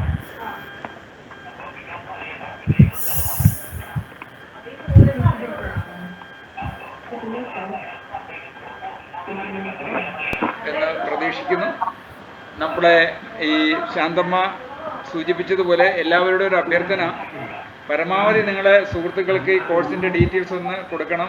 അവരെ ഇതിൽ പങ്കാളികളാക്കാൻ വേണ്ടി ശ്രമിക്കണം. കാരണം ഇതുപോലെ ഇനി ഒരു അവസരം 2 മാസം വരെ കാത്തിരിക്കണം. ദിവസേന കാര്യങ്ങൾ മാറിക്കൊണ്ടിരിക്കുന്നു. അപ്പം നിങ്ങളുടെ ഒരു സഹായം വേണ്ടത് ഈ ഇങ്ങനെ കോഴ്സിൽ ചേരണം എന്നുള്ള അഭ്യർത്ഥന കൊടുക്കാം. സായി സാറേ, ഇത് പബ്ലിക്കായിട്ട് നമുക്ക് ഇന്നത്തെ പരിപാടി ഓക്കെ. അപ്പോൾ എല്ലാവർക്കും ഈ വീഡിയോ ഷെയർ ചെയ്യുകയും ചെയ്യാം. നാളെ അത് യൂട്യൂബിലേക്ക് ലോഡ് ചെയ്യും, നമ്മുടെ ഗ്രൂപ്പിൽ ഷെയർ ചെയ്തിരിക്കും. അപ്പോൾ അതും ഈ അഭ്യർത്ഥനയുമായി നിങ്ങളെല്ലാവരും ഷെയർ ചെയ്യണം. നിങ്ങൾക്ക് അറിയുന്ന ഗ്രൂപ്പുകൾക്കും സുഹൃത്തുക്കൾക്കും ഒക്കെ ഒന്ന് ഷെയർ ചെയ്യണമെന്നൊരു അഭ്യർത്ഥന ശാന്തിഗ്രാമിന് വേണ്ടി നൽകുന്നു. പരമാവധി ആളുകളെ നമുക്ക് ഇതിനകത്ത് പങ്കാളിയാക്കാം. നന്ദി, നമസ്കാരം. ജോ തോമസ് സാറ് നമ്മോടൊപ്പം തന്നെ കൂടി. സാറിനും പ്രത്യേക നന്ദി. ജോ സാറിന് എന്തെങ്കിലും പറയാനുണ്ടോ? ജോ തോമസ് സാറിന് എന്തെങ്കിലും നിർദ്ദേശം എന്തെങ്കിലും പറയാനുണ്ടോ? മൈക്ക് ഓൺ ചെയ്യാം. ഇല്ല, പ്രത്യേകിച്ച് പറയാനില്ല. ആ പെർപ്ലെക്സിറ്റിയുടെ അത് എങ്ങനെയാണ് മൊബൈൽ ഫോണിലേക്ക് സേവ് ചെയ്യുന്ന പറഞ്ഞാൽ കൊള്ളായിരുന്നു. ഞാനത് പറയാം sir. Perplexity number sir note ചെയ്തല്ലോ, 1833 റൈറ്റ്. ആ നമ്പർ സാധാരണ ഒരു നമ്പർ പോലെ അങ്ങ് സേവ് ചെയ്താൽ മതി. പെർപ്ലക്സിറ്റി വന്നു കഴിഞ്ഞു. അപ്പൊ ഈ HTTPS അങ്ങനെ സേവ് ചെയ്യുമ്പോ വന്നിട്ടില്ല എങ്കിൽ സാറിന്റെ സ്വന്തം വാട്സാപ്പ് ഉണ്ടല്ലോ, വാട്സാപ്പില് സാറിന്റെ വാട്സാപ്പ് നമ്പർ ഉണ്ടല്ലോ, ആ നമ്പർ എടുത്തിട്ട് അതിന്റെ ചാറ്റ് ബോട്ടില് ഈ സാധനം ഒന്ന് അടിച്ചു കൊടുക്കുക, എന്നിട്ട് ചാറ്റ് കൊടുക്കുക. അഥവാ വന്നിട്ടില്ല എങ്കിൽ ഒന്നുകൂടെ ഞാൻ പറയുന്നു, നിങ്ങൾ നമ്പർ സേവ് ചെയ്യുക. നമ്പർ സേവ് ചെയ്ത് പെർപ്ലക്സിറ്റിയിൽ കൊടുക്കുമ്പോൾ എന്തെങ്കിലും ബുദ്ധിമുട്ട് വരികയാണെങ്കിൽ ഈ നിങ്ങളുടെ ചാറ്റ് ബോട്ടില്, അതായത് നമ്മുടെ ഈ നമ്പർ ആ പറയുന്ന ആ ടെക്സ്റ്റ് ടൈപ്പ് ചെയ്ത് കൊടുത്തിട്ട് ആ ചിഹ്നങ്ങളൊക്കെ അതുപോലെ തന്നെ വേണം, ഗ്യാപ്പ് ഒന്നും വരാൻ പാടില്ല. ചാറ്റ് കൊടുത്തു കഴിയുമ്പോൾ അത് അപ്പൊ വന്നോളും. ഒന്നുകൂടെ പറയാം. HTTPS ഞാൻ ഒന്നുകൂടെ കാണിക്കാം സാർ, കാണിച്ചു തരാം, ഒന്നുകൂടെ കാണിച്ചു തരാം. ശരി, താങ്ക് യു.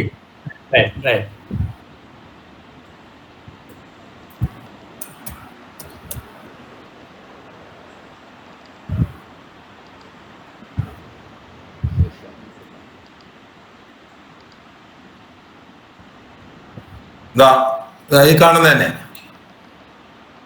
Okay okay. ഈ നമ്പര് സാധാ ഒരാളെ ഫോൺ നമ്പർ ആഡ് ചെയ്യും പോലെ ചെയ്യണം. അയാളുടെ ചാറ്റ് ചെയ്യും പോലെ ചാറ്റ് ചെയ്താൽ മതി.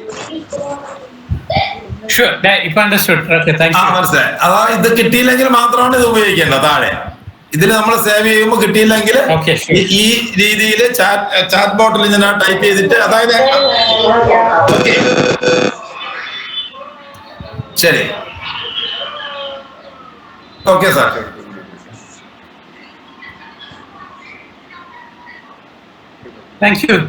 ശരി sir, Jose sir. Okay, thank you. എല്ലാവർക്കും ഒരിക്കൽ കൂടി നന്ദി. ശുഭരാത്രി.